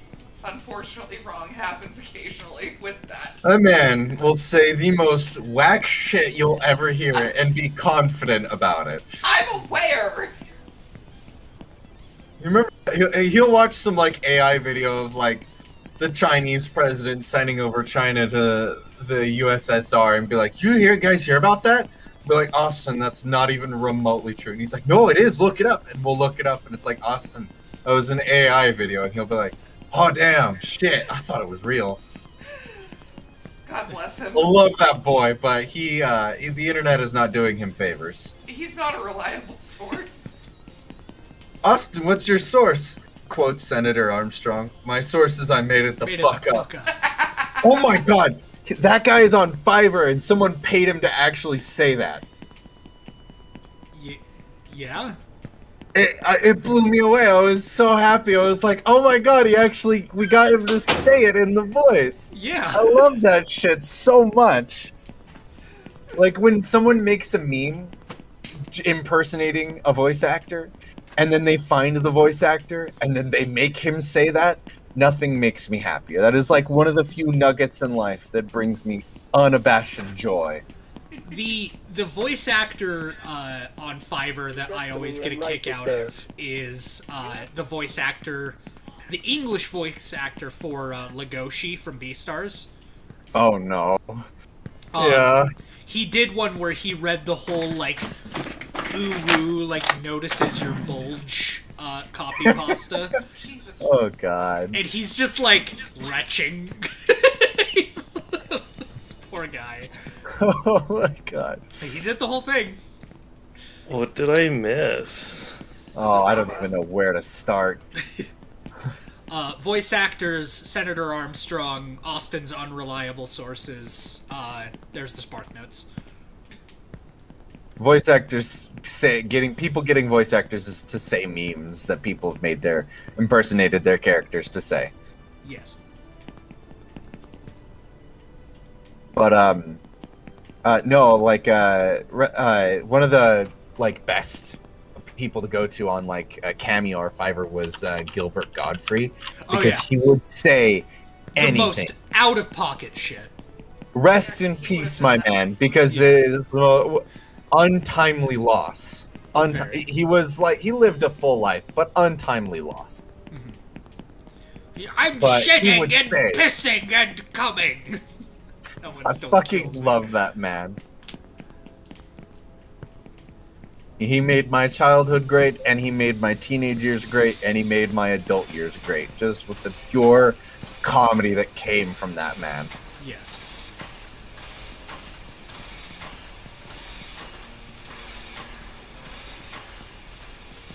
Oh. But no, with shit like that, like, I imagine eventually, like, Maxor's videos will just go to that length of thing, of like shit post, where instead of him using the dialogue for the main character, like creating dialogue for the main character, it is him hiring the voice actors that were those characters to say the most unabashedly fucking meme shit we've ever heard. You mean the shit he already does? Okay, well, he got Gianni to do shit because Gianni's just a Giga Chad. Gian is fucking amazing. Oh, yeah. My favorite series on his YouTube channel is Ultra Kill memes. Also, I love the fact that he uses Gabriel as his VTuber model. It's so fucking good. Like, on one hand, I have to commend him, but on the other hand, I fear for his career, for I'm worried that all he'll ever be recognized as is Gabriel from Ultra Kill. I feel like he's a good enough voice actor that he doesn't have to worry about that. Fair enough. He has the moxie to work out of it. Yeah. But, like, it kind of just, like, on that train, like, going into, like, people who couldn't break away from their roles, or who did in the most, like, what the fuck way possible, like Daniel Radcliffe or fucking Mark Hamill. Going from, like, these childhood heroes and icons to the most fucked character you'll probably ever be introduced to. Right. Like, I love how Daniel Radcliffe went from fucking Harry Potter to the devil to Psycho Killer. Uh-huh. Yeah. Oh, speaking of which, Dave, have you sat down and watched Guns Akimbo? I have not. You haven't? No. I want you to. I want to watch it with you because I want your commentary on the film. Okay. Because of it's bad shit. Oh my god! I would love your like. It's one of those movies that they either A, did gun shit completely correct, or got everything hyper fucked. And either way, your commentary is going to be fucking comedy gold. 100%. But I also love that Mark Hamill went from the Joker, or from Luke Skywalker to the Joker, to fucking Majima in Yakuza. I love that. I love that transitional period for him. He was also in a little-known movie called The Legend of the Halloween, and no, I will not let him live that down.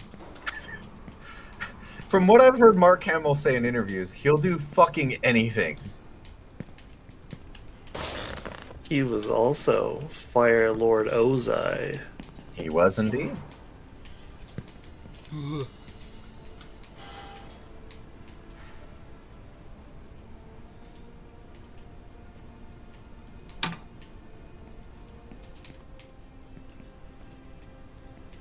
I will be right back. And Wing Commander.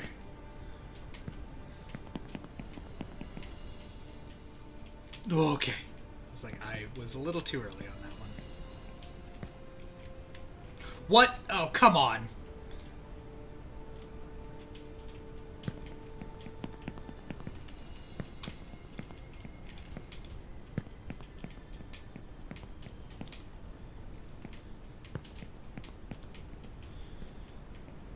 Damn it.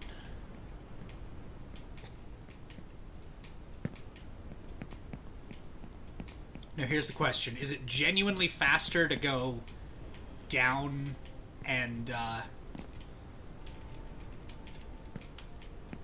No, it's not. Okay. Well, we'll do the old-fashioned way. It's been a while since I practiced this anyway. We gotta say hi to Mr. Marks.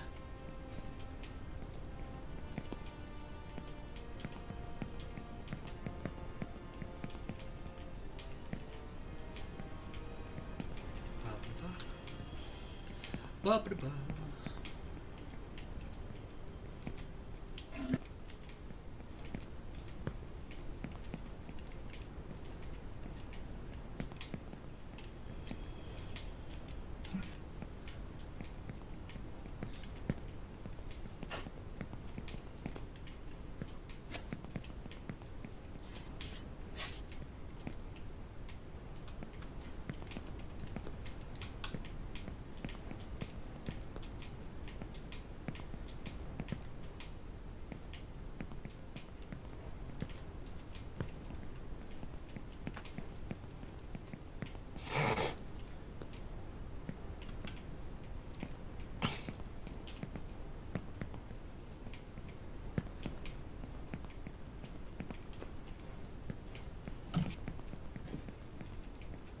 I am back. And I have ice cream. Ooh. Did you bring enough to share with the class? Technically, but I don't have a way to get it to you guys. You could guide it into your microphone. That's for the best. I wonder what kind of sound an ice cream would make.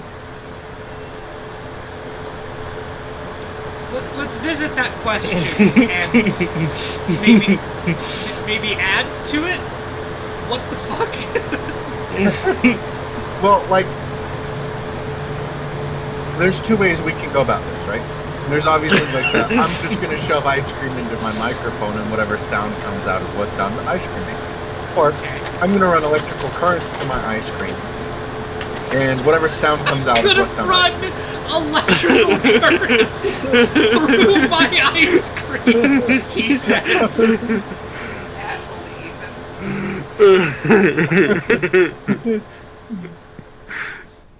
even. Spencer, what are you doing? Science? Worry about yourself. Science! What happens between me, this container of Blue Bunny, and this 9-volt battery is my business. Jesus fuck.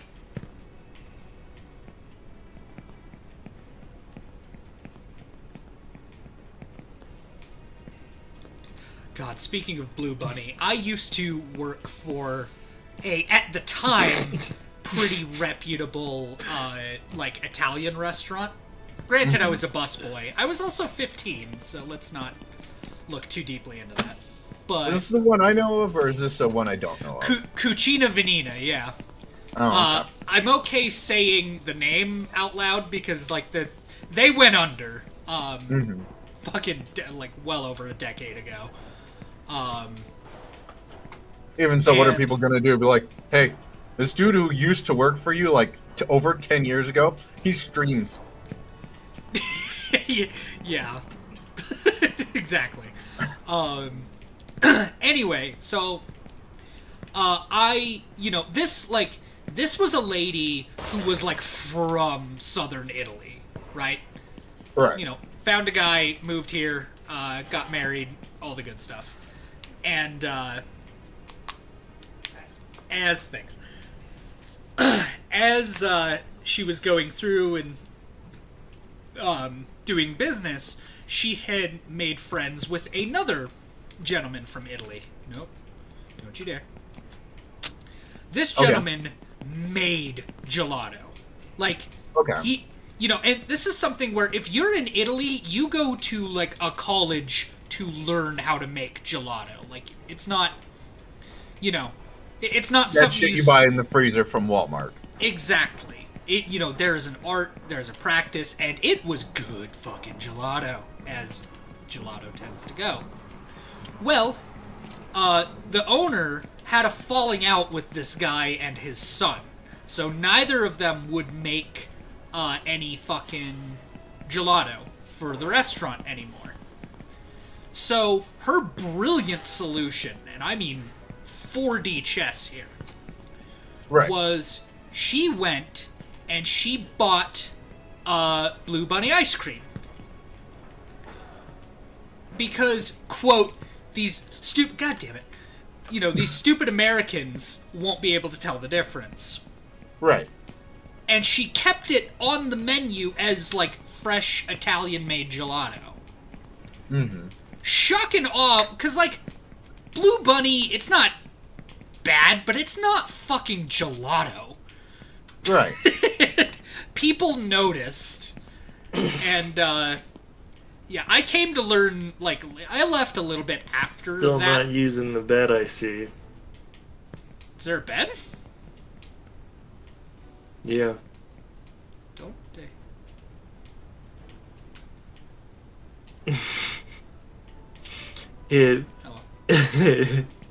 It's at the start. It's at the end of the cross island. Oh, I see. Okay. Yeah, next time I fall, I'll check that out. Next time. I know who I am.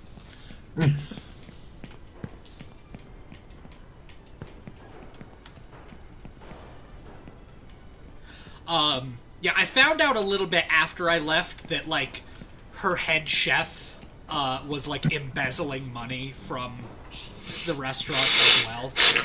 God. Winning left and right. Oh, it was to fuel a coke addiction, I might add. Oh my God, Jesus. So, how do I know this? He was my stepdad. Youth. So, yeah, just kind of winning across all fronts. But yeah, the restaurant did not stick around much after that. Can't imagine why. You don't say. Plus, I mean, if you're gonna go to, like, an Italian place and they're gonna give you fucking Blue Bunny ice cream and try to pass it off as gelato, you kind of gotta question what other shenanigans they're up to food-wise. Then if the head chef is coked out... That was a separate issue. Was it? Yes.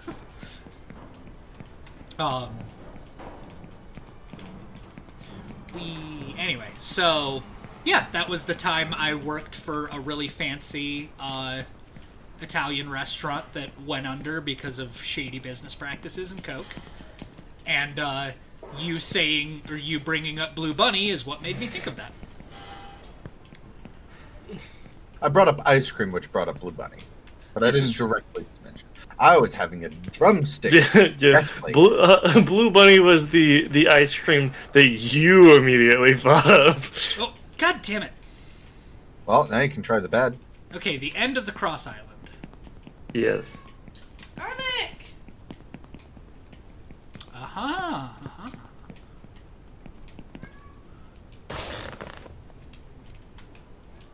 Nope. Cool. Advisor Aaron gave bad advice, TM. Oh, son of a bitch! I didn't. He just messed it up. I messed it up because I second guessed myself and I started pulling back, and I couldn't pull back enough. So that was 100% on me. Fair enough. I'm giving him the real strats.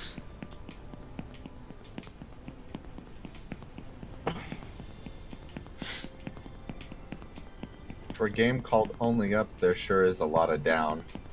I made the thumbnail what it was for a reason. Oh yeah. I love that there was it looks like tracks and the bear falling from the tracks. And that is like the area that I feel most people, or at least between me and you, because I haven't watched anyone else play it, right. Have ended up in is the rail tracks. Mm-hmm. Well, I figured the rail tracks in the sky is, like, distinct, if nothing else.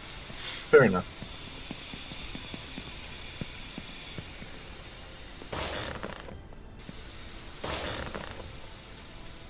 If this ever comes to a second stream for you, I think it would be fun to include beds. Like, maybe you going up on beds and me and Aaron going down.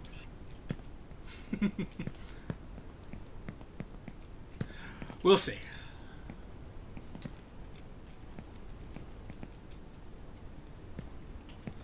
Ba-ba-ba.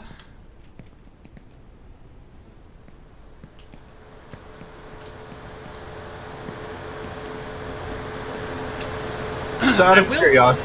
Oh yeah, go ahead. You...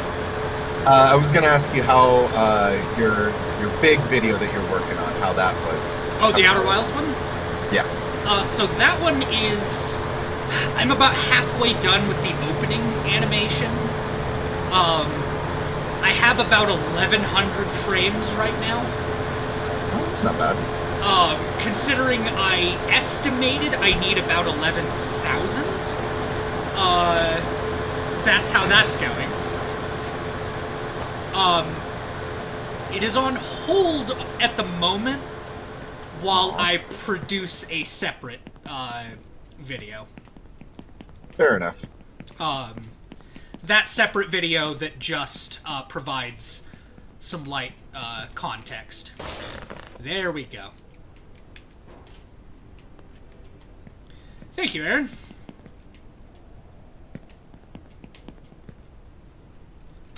It does work well when the bear is not even being dumb. It helps. I watched Doug speedrun this for several hours. I know what I'm talking about. I trusted you. I second guessed myself. I always trust you, Advisor Aaron. That's why you're my advisor, Aaron. Wow. Okay. Well, you may live to regret that. Okay. I'll sleep with one eye open then. Fuck. Okay.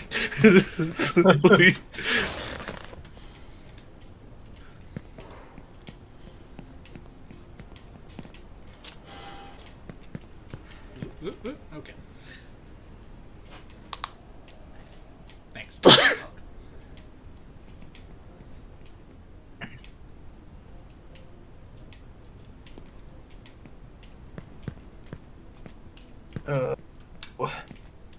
My head itches, but I cannot scratch it, for it is damaged. Lightly smack it. Ah, yes, because that will help. It does! It itches right where the wound is. I cannot just... Tap I'm not just gonna... around it. I'm trying. It's not helping. I'm trying to help you! I am beyond help. I am just screwed. Speaking of beyond help, I realized we pushed this mannequin down earlier. Next time I'm on the ground, we should look for him. Okay. Why the fuck not? For a second, I thought you were gonna fall, like, right after saying that. I was gonna be like, oh, I guess we could check sooner rather than later. Well...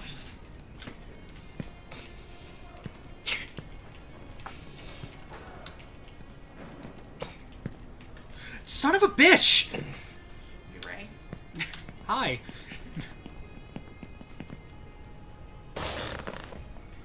Well, for a second, I thought you were about to severely miss that as well.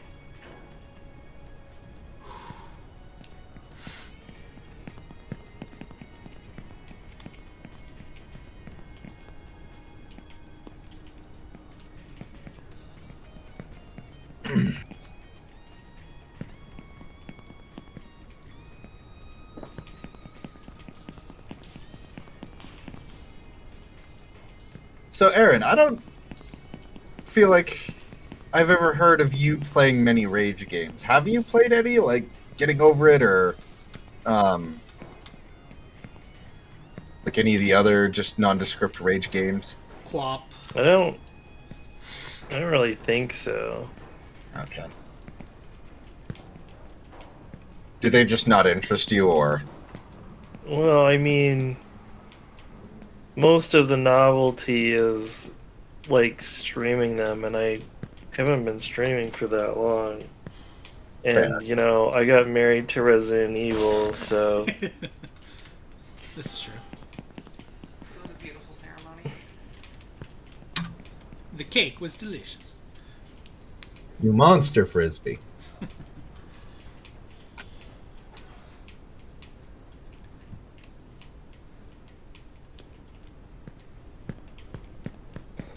Oh, we dancing. Oh, we dancing. Ted dancing?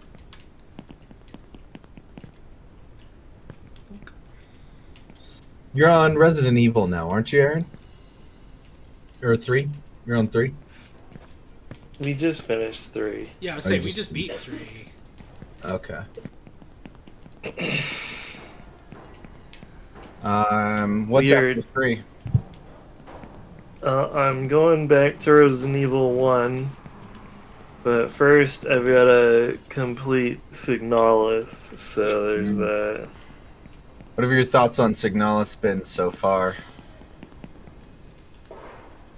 I know I may have oversold the game quite a bit, but I truly found it special. I wept.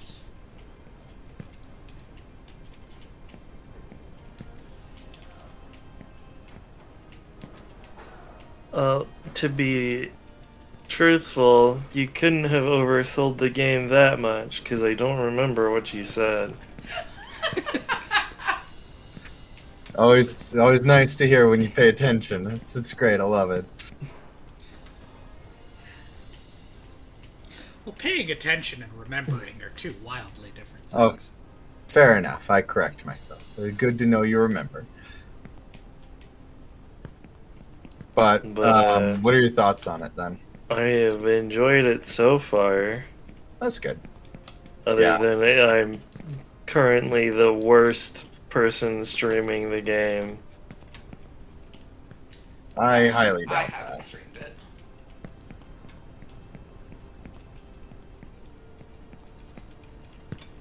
Yeah, no. Well, I think it was like the year it came out. It was like it was tied for my game of the year with like Stray. That and Stray were my game of the year that year. It was like 2021 or something. Was it last year? Yeah. Yeah, last year. There wasn't anything that good that came out last year that had impressed me past what Signalis or Stray had done.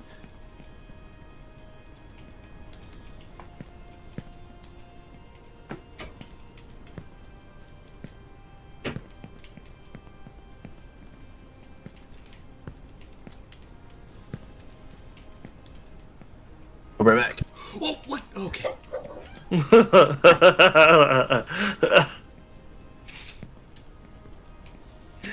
Nice save. Thanks.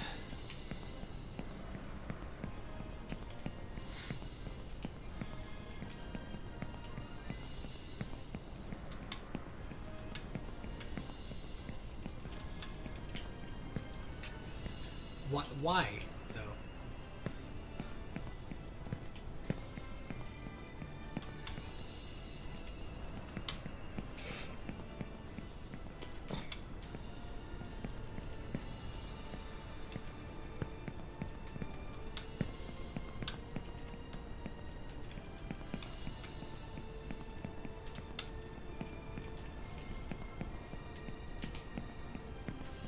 I'm back. Welcome back.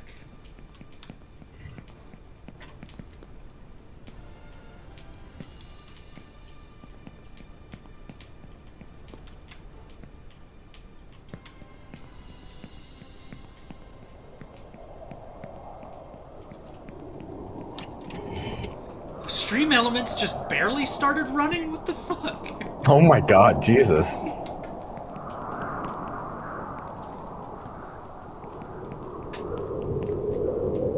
No, too fucking early again.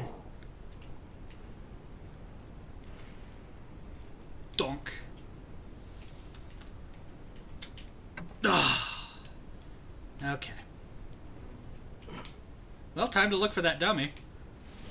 Hi. Oi. Well then. Hello, child. Night mode? Soon.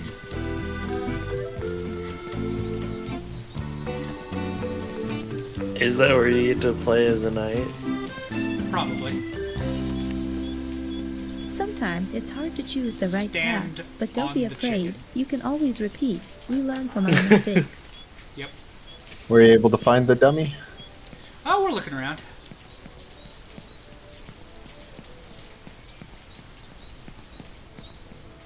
Coming soon, save progress.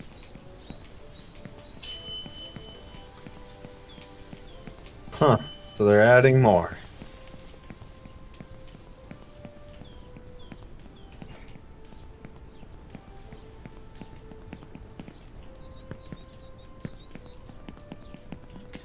Yeah, I'm not seeing the dummy. He may have despawned, to be fair. That would be fair. He could also be in several pieces.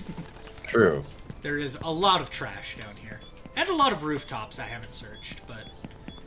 oh well. Finding the dummy is not our mission. He could be in so many pieces, you could give a piece to each of his children. All 49 of them. Yes. There's Ted, Bed, Squed, Instead, Iverstead, No head. No Head, Skateboard Smash.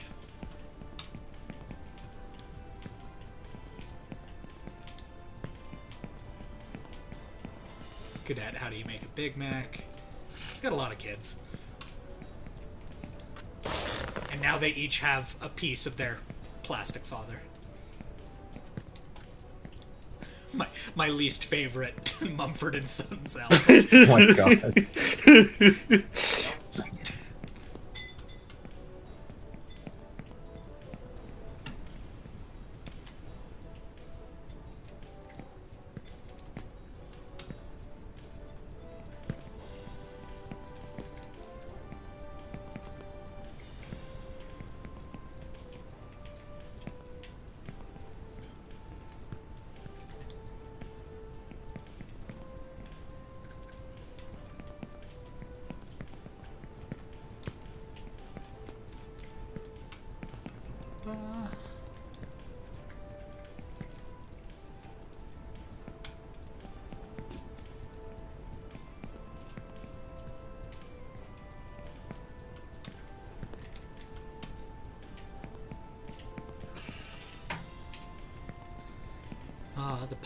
The pipes, they're a-callin'.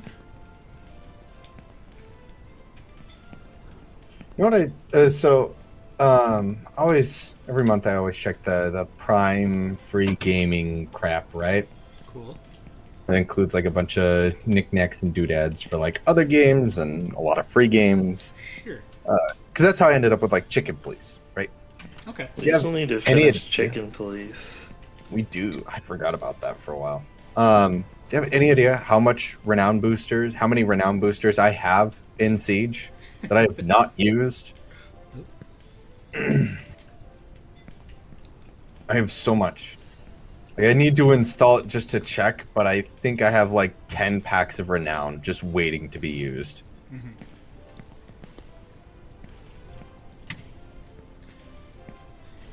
I'm humored by Siege because I usually join my buddy Jared. Mm-hmm. Fusenschaften, as he's also known. And we often find ourselves in the kind of position where, we will kind of treat Siege like a warm-up game.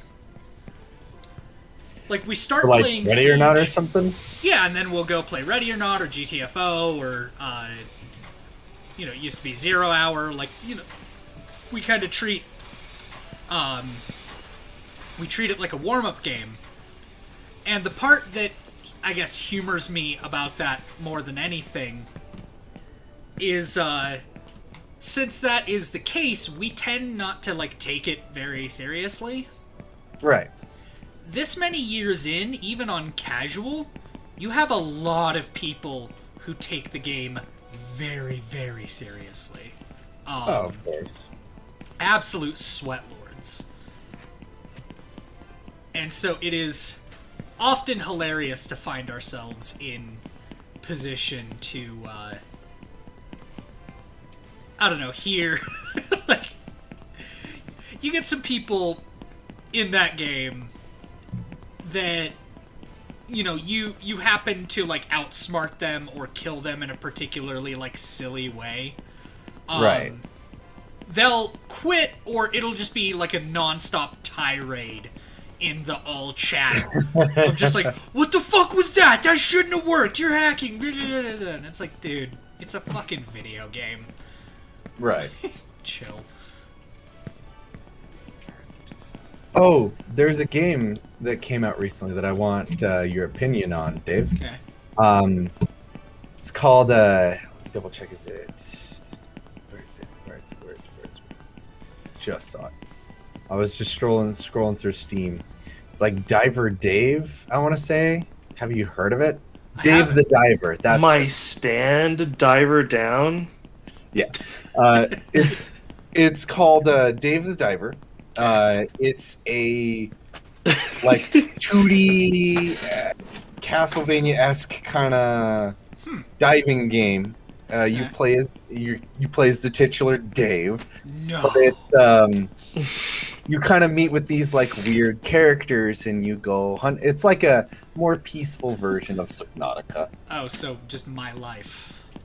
Minus But the I thought you would be interested, since you shared a name. Seems interesting. The one you recommended most recently that I picked up was 6 Days in Fallujah. Yeah. And, that game is intense. Oh yeah. To the favelas. Your friends are there. You destined. I was like, I'm listening through the whole intro sequence, and I'm like, oh, cool, American pro-war propaganda. Sick. Love it. Definitely not jaded to this in the slightest. And then, it gets into the whole little blurb that's just hey, so, you survive in teams? So just understand that single player, you're not going to have the best experience. And I was like, okay, I understand that going into this, that is the case. And I've got my rifle, I'm looking around, I've got my little objective, and, I was looking through the controls, because your original pitch to me is, oh, it's like Ready or Not in Fallujah. Yeah. I'm like, okay, so I have to actually, deal with, potential civilians, and tell people to, like, get their hands up or whatnot. But I looked through the controls. I couldn't see any, like, thing that was a, like, shout for compliance command. So I'm like, Right. okay, maybe he meant more, like, in the spirit of it's a game where a couple shots and you're dead. But it's like one shot. I'm looking through this town, and I met some very nice gentlemen. Those gentlemen had rifles. They were not very nice gentlemen.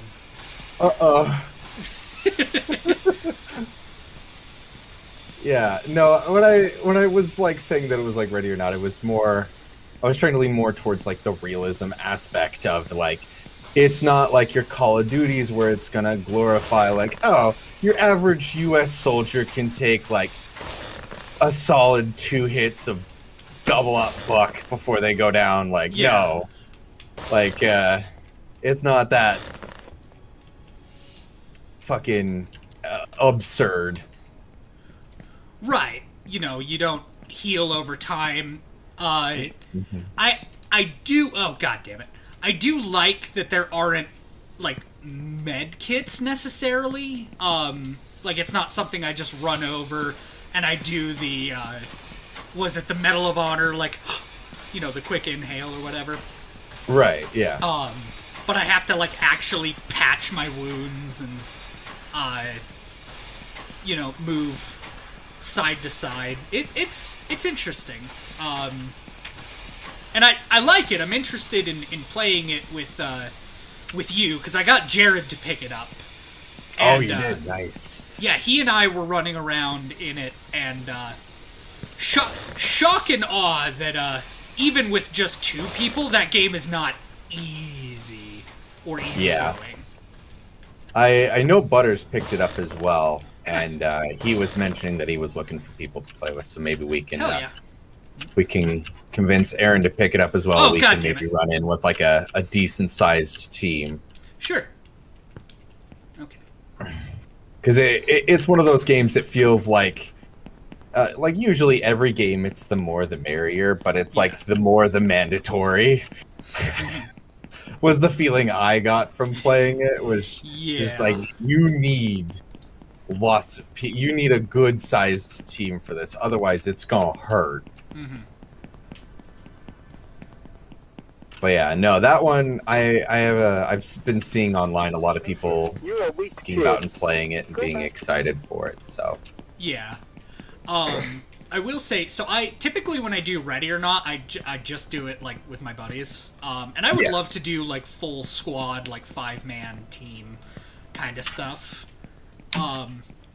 I made the mistake at one point of accidentally joining a public lobby. Oh no. There were 35 officers just storming this tiny house. Oh my god. It was like, I'm just kind of at the back of this conga line, like, oh boy. Oh, I can imagine. Not to mention half of the guys that were playing had, like, the anime shield covers. It's just like the war in Iraq. It really is. Oh. But yeah, I'm glad you enjoyed it. I thought that would be one you would like. I played a little bit of it. I'm like, oh, this screams Dave. I was a little bummed when I got the opportunity and it would not let me pick up any of the weapons of the freedom fighters. Yeah. Because I was just like, let me try something other than the fucking M16. Like. Yeah. To be fair, it is in early access. Sure. Like, as of, like, the day before I told you about it, early access release. So I know they have plans to add, I think it was like 4 more missions at least, depending on how, like, early access purchases go. Sure. And they were going to... They made a lot of talk about some things they wanted to add. I don't quite remember exactly what was in the roadmap that was on Steam. but I know they have some plans to flesh it out more, and so that'll be the nice thing with game that I've been enjoying with early access is that even if it's not like super amazing, fully fleshed out with tons of stuff to do right off the bat, you know, it's something that you can always go back to, pick up later, and be like, oh, they've added all this neat stuff. Yeah. That's a lot of how I felt playing 0 Hour. Okay. There are a lot... So, I'm in a weird position because I like 0 Hour and I like Ready or Not. Mm-hmm. I kind of wish they would just kiss. Like, there are features that are in 0 Hour that I would fucking love if they were in Ready or Not, and vice versa. Yeah. But generally speaking, they're two very different games that are trying to do a similar thing. Ready or Not is certainly more intense and more responsive. Yeah. I feel like the ROE is easier to understand. Although, to quote one of my favorite Steam reviews, is ROE a DLC and why should I follow it? For anyone who doesn't know, ROE stands for Rules of Engagement, and it's what gets you into trouble if you don't follow them. Yeah. No, it's funny. Most people I talk to that have played Ready or Not play it like an absolute shitter. Like, they don't, like, go for rules of engagement or follow any, like, the don't shoot unless shot at kind of rules, or don't kill the civvies. Oh, I can't tell you how many quote-unquote based talk mods there are. Oh, God. Where they change the dialogue of the, like, guy on the radio from getting mad at you to congratulating you for shooting civilians. Like, that's great. That is the attitude of the community about this game. That is hilarious. I love that. I don't know. I keep coming back to Ready or Not because it is a spectacular reminder of the fact that, like, the shit that works in video games will get you killed in real life. But Ready or Not feels like an exemption to that, at least mildly. Yeah.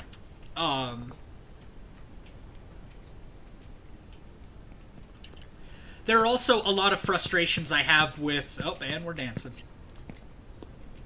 There are a lot of frustrations I have with first-person shooters in general, where I'm shooting at a bad guy, you know, enemy combatant, what have you, and they're hiding behind a sheet of plywood. But for whatever fucking reason, my bullets just will not go through. They refuse to cooperate. Right. And I'm like, here's kind of my problem and part of, like, what my training has taught me to do. Is, like, if somebody engages you and then goes behind a piece of concealment, guess what? You shoot the concealment. Like, you know, only a couple of rounds, you don't want to shoot at that which you can't see.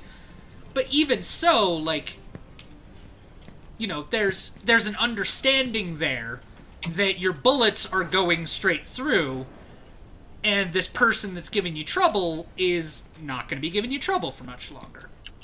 Right. Because they've been unalived in Minecraft. Yeah. Now, with that being the case, like, what I like about Ready or Not is I kick open the door, and someone, you know, shoots at me and then dips behind part of, like, drywall, you know, or just like a segment of a house. I can just dump rounds into the into the wall, into the siding, and they go down. Like, I enjoy that kind of aspect where it's like, okay, the thing that I am trained to do is being rewarded. Right. There are also plenty of times when I'm playing Ready or Not where I feel like I follow the rules of engagement, or I feel I would be able to argue that, no, that guy was going to shoot at me. And I go to, like, cuff him and report his body, and it says, like, you know, improper use of justice. Like, you didn't have permission to engage this individual. And I'm like, what the fuck do you mean? he was pointing his gun at me. Like, I don't know what more you want from a hypothetical ROE.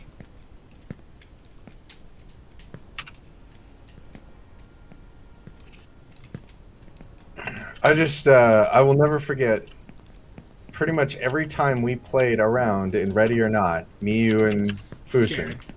Jared, yeah. It ended up being a clutch or fail moment for me, where you guys were like, oh, we're down, and I'm just like a couple feet back, just like, ooh, look at the shiny things. You guys are like, we're down, that's all on you, and I'm like, pardon me? Excuse me? Want to run that by me one more time?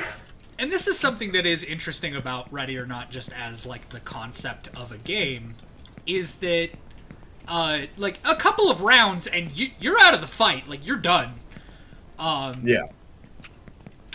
And so, it is horrifyingly easy to just be squad wiped. Yeah. And there are some of those that feel, like, fair, and it's like, okay, that guy had the drop on us. Or, oh, you know, we opened this door without checking for a trip mine, and sure enough, there was a trip mine. Yeah.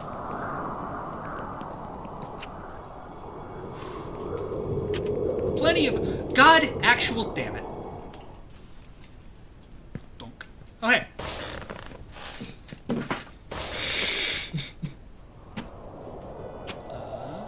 The real question, where does the bed take you? I think to the crane, if I'm not mistaken. The bed takes you to Sleepy Time Junction. All aboard, cries the engineer. Sleepy Time Junction is so near.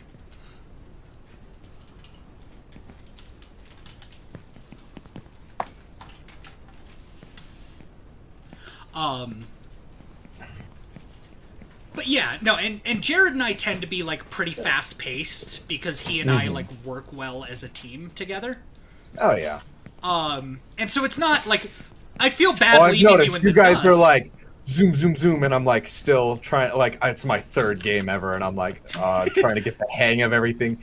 And you guys are like, over here, blah, blah, blah, blah, blah, and I'm like, I am totally participating in this. I'm not holding you guys back at all. And then you're like, oh, we're dead. And I'm like, what? No, you're joking. You're fucking with me. And you guys are both like, yeah, we're dead. And I'm like, oh, shit.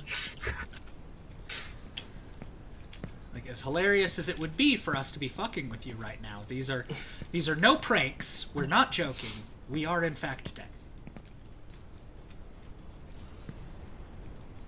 I can at least commend myself that I was a good teammate in the fact that I managed to sometimes carry through the mission. Sometimes. That reminds me, I need to send you, like, an email with the zip file of all the mods we're using. Oh, yeah. Don't get me wrong, the base game is fine, but, there are some improvements that mods offer that are just too hard to ignore. Yeah. Such as the mod that makes the body armor actually do its fucking job.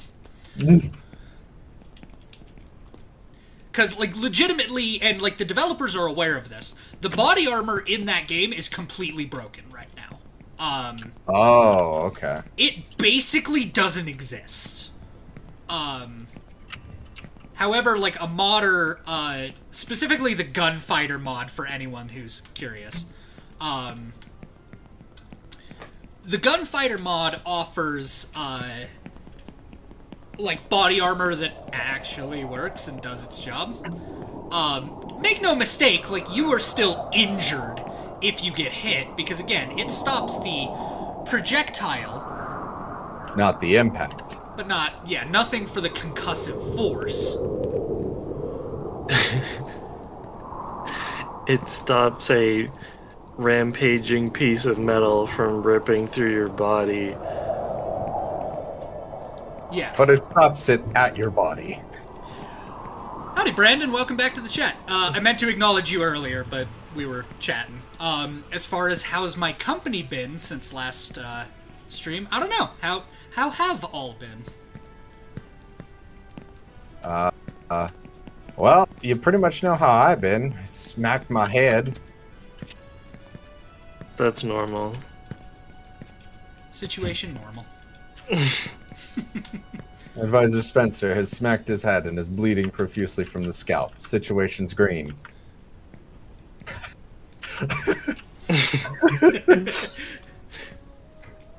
Come the fuck on. Yes, I know the road is closed. That's why I'm going this way.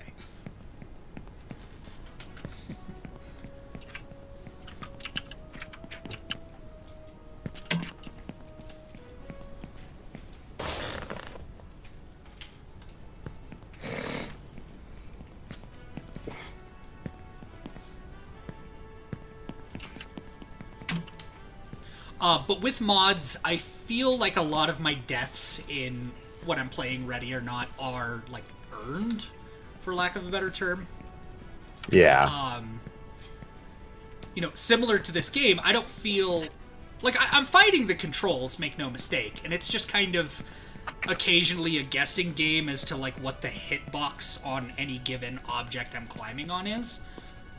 But the controls are actually pretty tight. Like, this kid is very responsive, even, like, in the air, which is a lot of the reason I'm able to make some of the more, like, ballsy maneuvers that I do. Yeah. But, in a game like Ready or Not, when you're playing it kind of vanilla, there's a lot of the deaths and a lot of the, like, situations you find yourself in where... Can I climb up this? No. There's a lot of the deaths and a lot of the situations you find yourself in where you don't feel like you had a fair shot. Yeah. And, like, I get what Ready or Not is going for. I get that it's trying to highlight how, like, terrifying it is to be a SWAT officer, right? Right. And I feel like Ready or Not would be more interesting if it included the 6 Days in Fallujah thing, where the house gets scrambled or the situation gets scrambled every time you go into it. Because so much of what makes, like, a first-person shooter, like, you get good at those, and a lot of that is just map knowledge. Oh, yeah. Oh, boy. And we're back. Oh. This is what the visually impaired feel like. Yep, for anyone in the chat wondering, this is what it is like to be visually impaired. Objectively.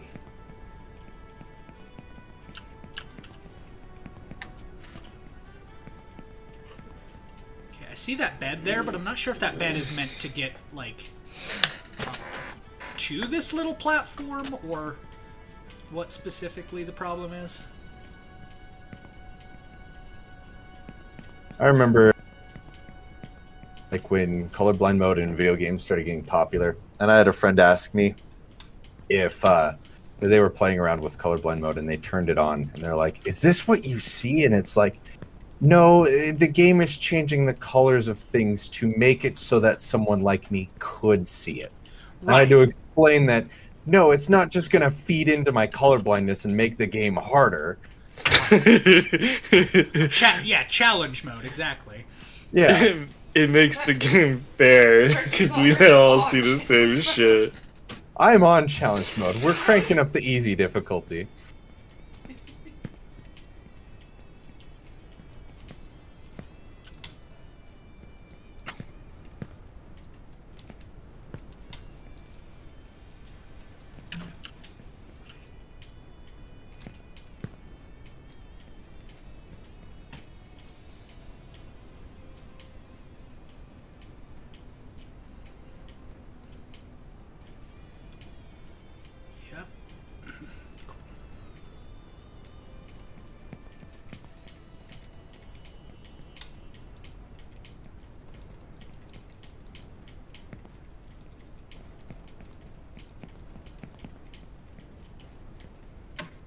I'm also like waiting for one of these panels to just kind of like give way. Understandable.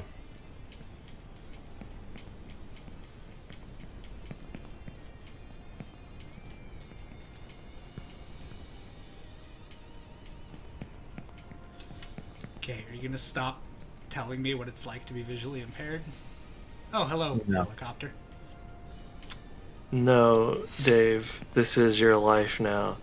You are visually impaired. I'll lend you my spectacles.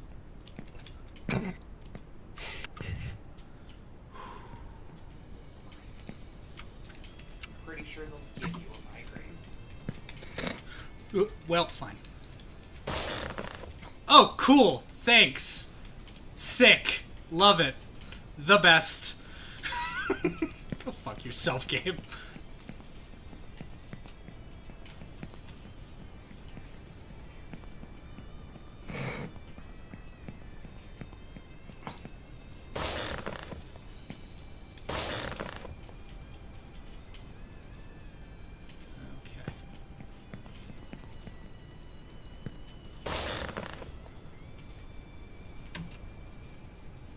Bonk. Cool. I was like, where do I go? And then the road loaded. What I was saying earlier before I so rudely interrupted myself is, this setting. Oh, go fuck yourself.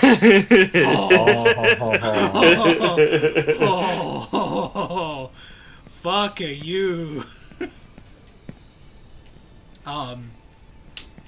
Anyway, so that plays even more into it because I was starting to feel like sections of this game were feeling like Sonic. And I'm like, if this is a giant fucking, like, guerrilla marketing thing from Sega, I'm gonna be pissed.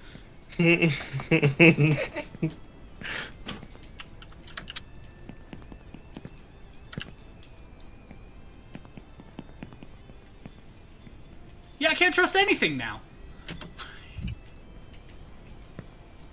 Well, I'll be damned. Well. Oh. The game hates you and everything you stand for. Oh, no. Donk. Nice guy. Yeah, thanks. All right. Well, all right then.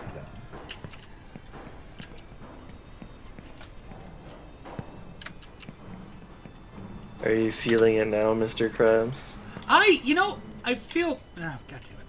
I feel pretty proud of, like, how far I got. I've heard of the old Allies Nexus computer game. I've never played it. You can make it all the way to that barrel.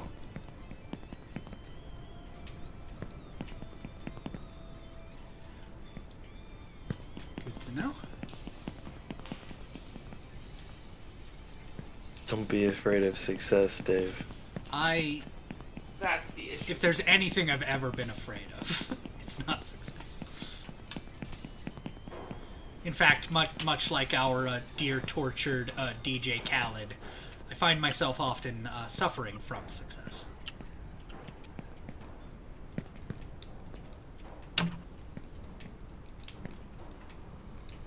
Oh, rub it in. Wall here? No? Okay. Alright, I feel silly.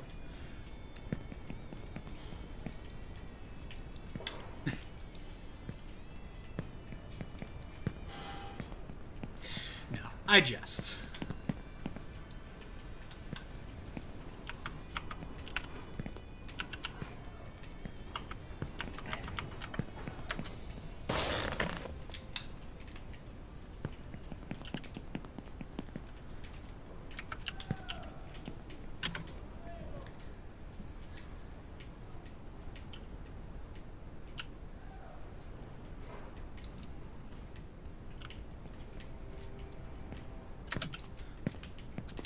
Ooh, boy, I don't know if I love that liberal use of that word. What word? In my chat. Did I miss something? Oh.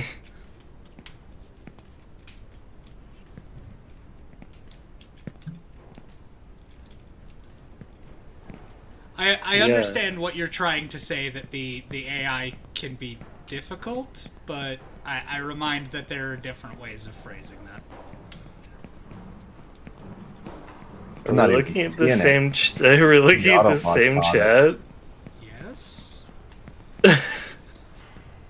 The last thing I see is, you guys ever hear of the old Atari Axis and Allies computer game? That's the last thing I see. I've got live chat up so that I see everything. So okay, cool that got caught.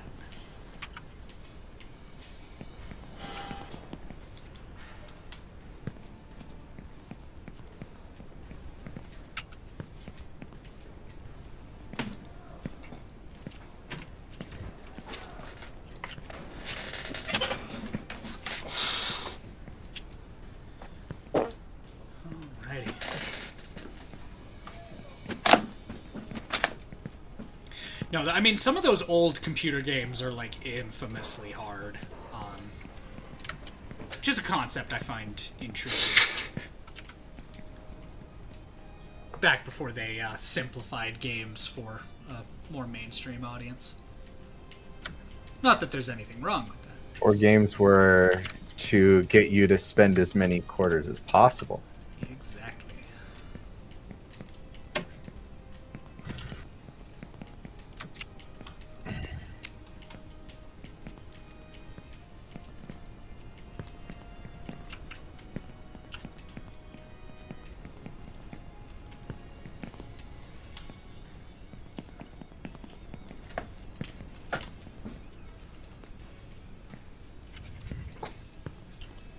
So it was like kind of like the big thing with games back then. Like even like anything on, like, I would say Super Nintendo was kind of the last bastion of it, where games were more of like, oh, let's treat this like you put in a quarter and get 25 cents worth of gameplay. Sure. We crank difficulty way the fuck up, so that way you keep putting in quarters. I mean, as a business decision, like, I get it. As a gamer, I don't love it, but that's also not the point. Video games took a long... It's funny, because games have gone such an interesting path of going up in profitability and going down in profitability. Yeah.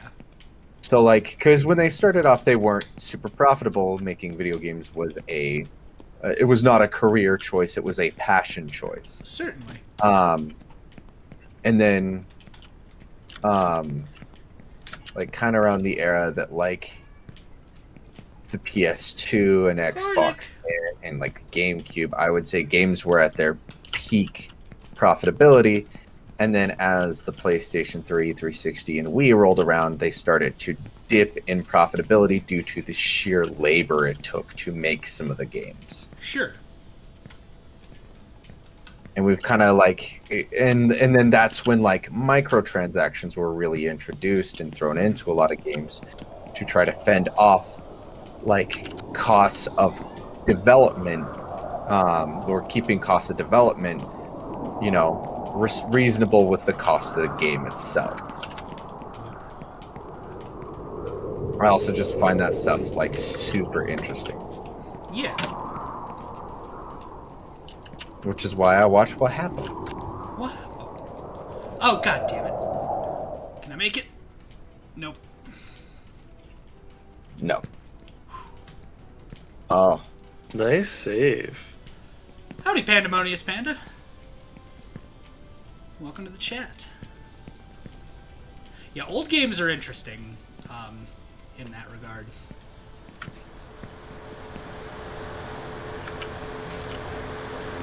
Yeah, I know this is, like, and by no means am I, like, trying to flex on you, Spencer, but I can understand to somehow this would be, like, a rage game. I also am walking into this with the understanding that, like, I don't know, none of it matters? Like, who cares if I reach the top? Who cares if I don't? And, you know, if something happens, you know, it's not like I'm stun locked in my falls. I can still try to shoot for those areas and not lose as much progress. Dave is a Zen riddle wrapped in a bear-shaped burrito. Delicious.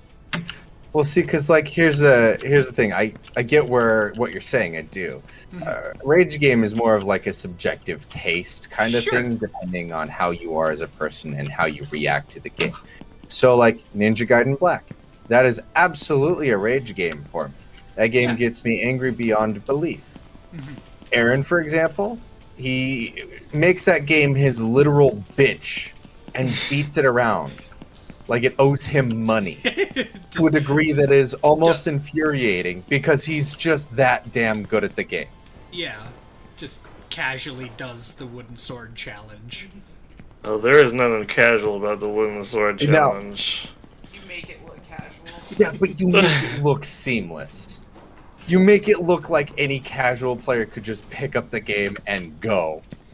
All right, you play that game with finesse that like many people strive to have. But now you ask Austin about Ninja Gaiden Black or John about Ninja Gaiden Black, and you will believe that that is the hardest game anyone has ever made. And they will show you a graveyard of broken controllers. Yes. To the degree that you would think their name might be Kyle. Well, that's terrifying. No, like, I've never played a Ninja Gaiden game. I don't know how difficult they are. It is my understanding that they are notoriously difficult. But it was a fucking delight to watch you go through that game and take the wooden sword just as far as it will go. Yeah. Also, I think it could have gone farther. Fair. Well, there's always room for improvement. But that's to not be a graduate of the school of Dunning-Kruger.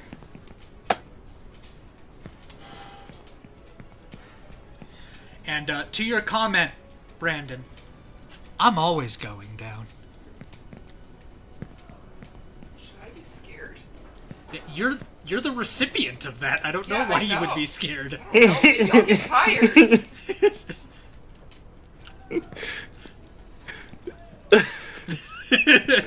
Too much going down. I don't want to be a glutton. No, I'll tap you when I need air. Oh my god. Sorry, Spencer. That's fine. It's funny.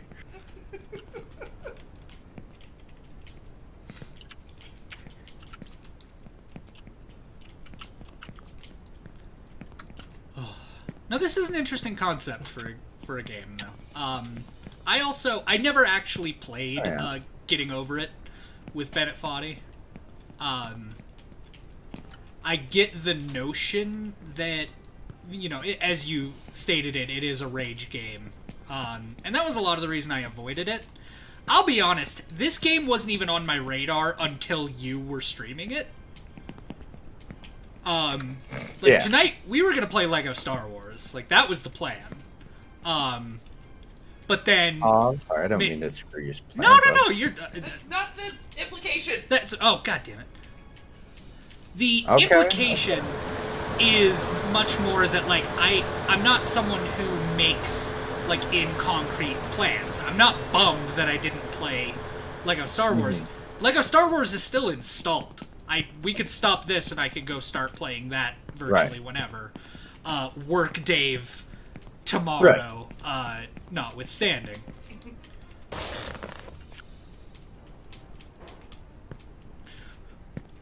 And,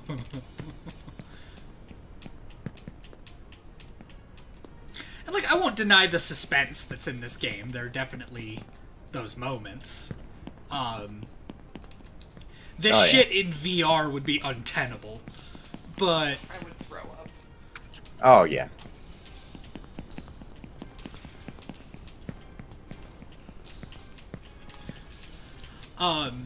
But no, like, I'm not bummed that I didn't play Lego Star Wars. Like, that's not how I work. Okay. And That's yeah, good. As much as I was memeing that, like, I wanted to style on you as far as putting my money where my mouth is when it came to the jokes I was making about your gameplay. Oh, pardon me. I didn't want you to, like... on the one hand, you know, I'm a gamer, right? On the other hand, I didn't want you to feel like I was being disingenuous. Like, you know, I'm sitting here and, like, perfectly willing to, you know, make fun of your gameplay or make jabs anytime you fell a large distance. I wanted to show you that I was also perfectly willing to come and fall that same distance. Because we're friends, and that's what friends do. And even further, technically. Oh yeah. No, I knew it was all fun and japes, you know. It's a mama's farce.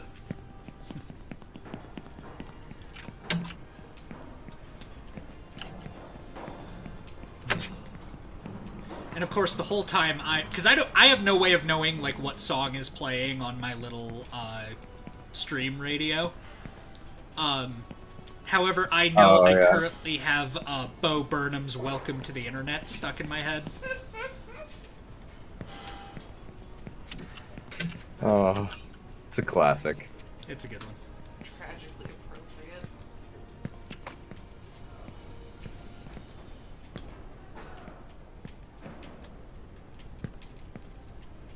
You know, playing Power Wash Simulator. Yeah. And like going through the checklist of things you gotta clean. Mm-hmm. Sometimes it'll be like, oh, you need to clean this thing, and you're like, I have never heard that thing ever be called that ever in my life. In my life, exactly. And you get some interesting shit. Yes. Like right now, I'm cleaning the top of a little boat thing, and it's calling it a funnel. And I'm like, I'm pretty sure this does not funnel anything into the boat. If anything, it looks like it's more of an exhaust than anything. Sure. But you know what? I'm not the boat man. I didn't You're make an a exhaust. Aww. Oh, wow.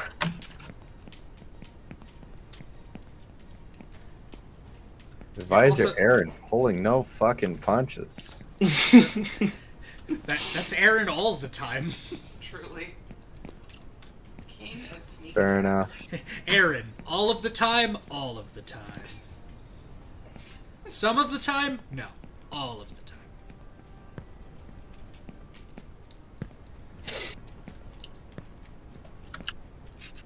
Oh, okay.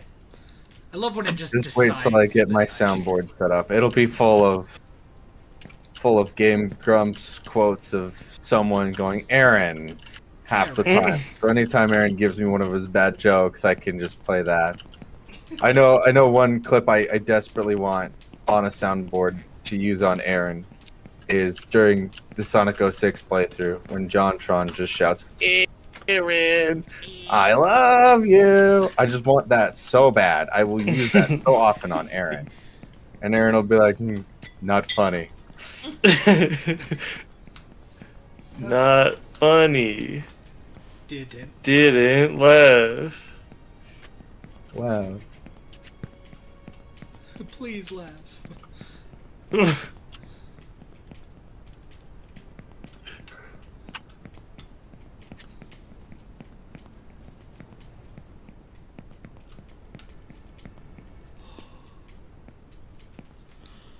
I think next time I fall, I might call the stream there. I'm starting to actually get tired. Yeah. No, You're Dave. good. You're good. It's mentally This exhausting. is purgatory. You Even have if to stay. Boss, I can't come into work. No, it's not that I'm sick or anything. Well, not like cough sick. Anyway, I can't come in. There's this game. It's called getting up, going up. The fuck is this game Only called? up. Only up. Thank you. Only up. Oh, boss. You heard of it? Getting up. Dave trying to remember Up, the going name up. of the game. Dave trying to remember the name of the game, treating it like it's an ED commercial. You'll be ready to go when this mood strikes you. I forgot that ED stood for erectile dysfunction. I was like, what does this have to do with eating disorders? I mean, if you want to be avidly technical, I mean, it could contribute. a pretty compelling argument could be made for the fact that ED is a form of ED. No, I will not clarify. I'm terrified! Oh my god. Oh god. Do you watch Nexpo? I fucking love Nexpo. So, speaking of ED and ED, his most recent video is just talking about the lost media, but really dark shit that hopefully never gets found because it's just that morbid. There was one, and it kind of brought up a conundrum. So, consent is king, as we all agree. Yes. So, there were these two dudes who met on a cannibalism forum. Not to spoil too much of the video for you if you haven't seen it. I haven't. We meet on a cannibalism forum, and I'll keep it short and brief as to not ruin anything. But long story short, one of them consents to being eaten in a very sexual manner. Okay. And so I guess that's kind of how I got from here to this train of thought. Is one's consents to being eaten in a sexual manner by a cannibal.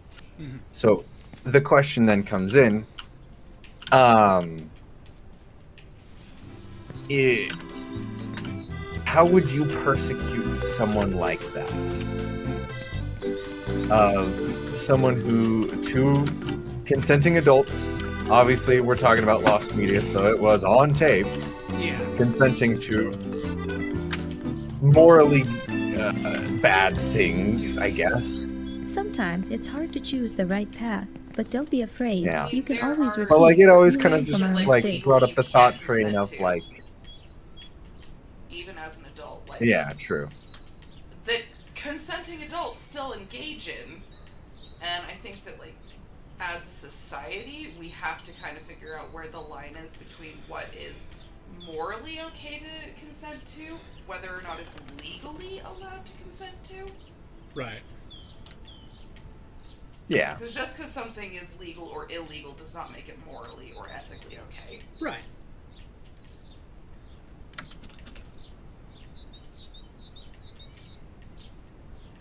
I don't know. As someone who... it was just kind of an interesting tidbit. As someone who may or may not have partaken in Long Pig, I feel uniquely qualified to weigh in. That's not even what I was talking about. Fair enough. I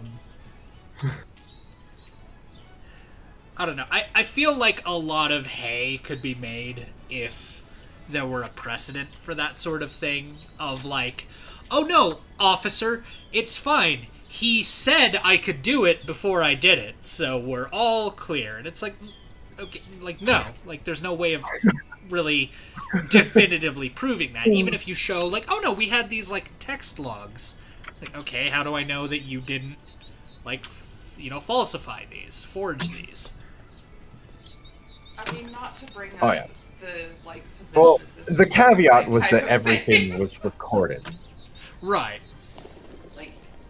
For that sort of thing to be permissible in court, you'd need documentation and notarizations of shit showing sound state of mind and, long-term documentation Which to help avoid accusations of I don't think you can be of sound state of mind and like consent to being eaten.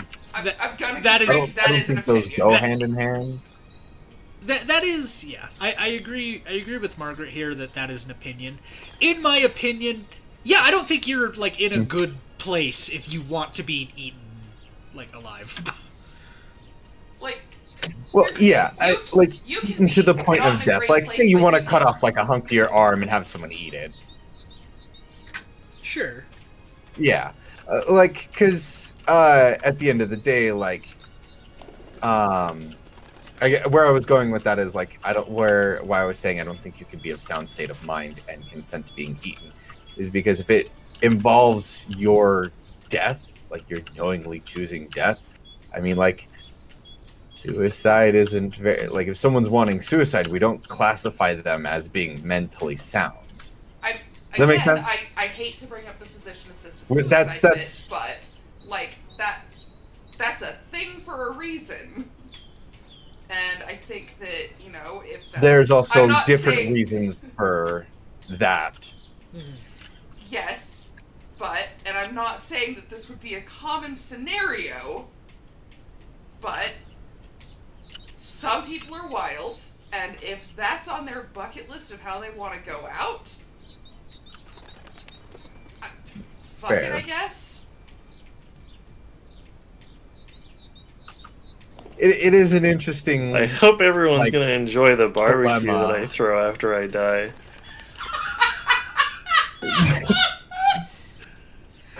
Jesus, Aaron. We're over here discussing the moral dilemmas of eating people. And Aaron's just like, man, I hope you guys like barbecue. These funeral potatoes are gonna hit different, if you know what I mean. Fuck. That's cool.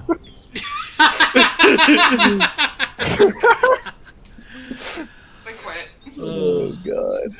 Well, on that bombshell, good night, everyone. Thanks for tuning in to Going Only Up, Upwards, Up Forever, Hooray. I don't think I should join stream anymore. I think this is a perfect example of why you should always join stream, Margaret. Well, thanks. Night all.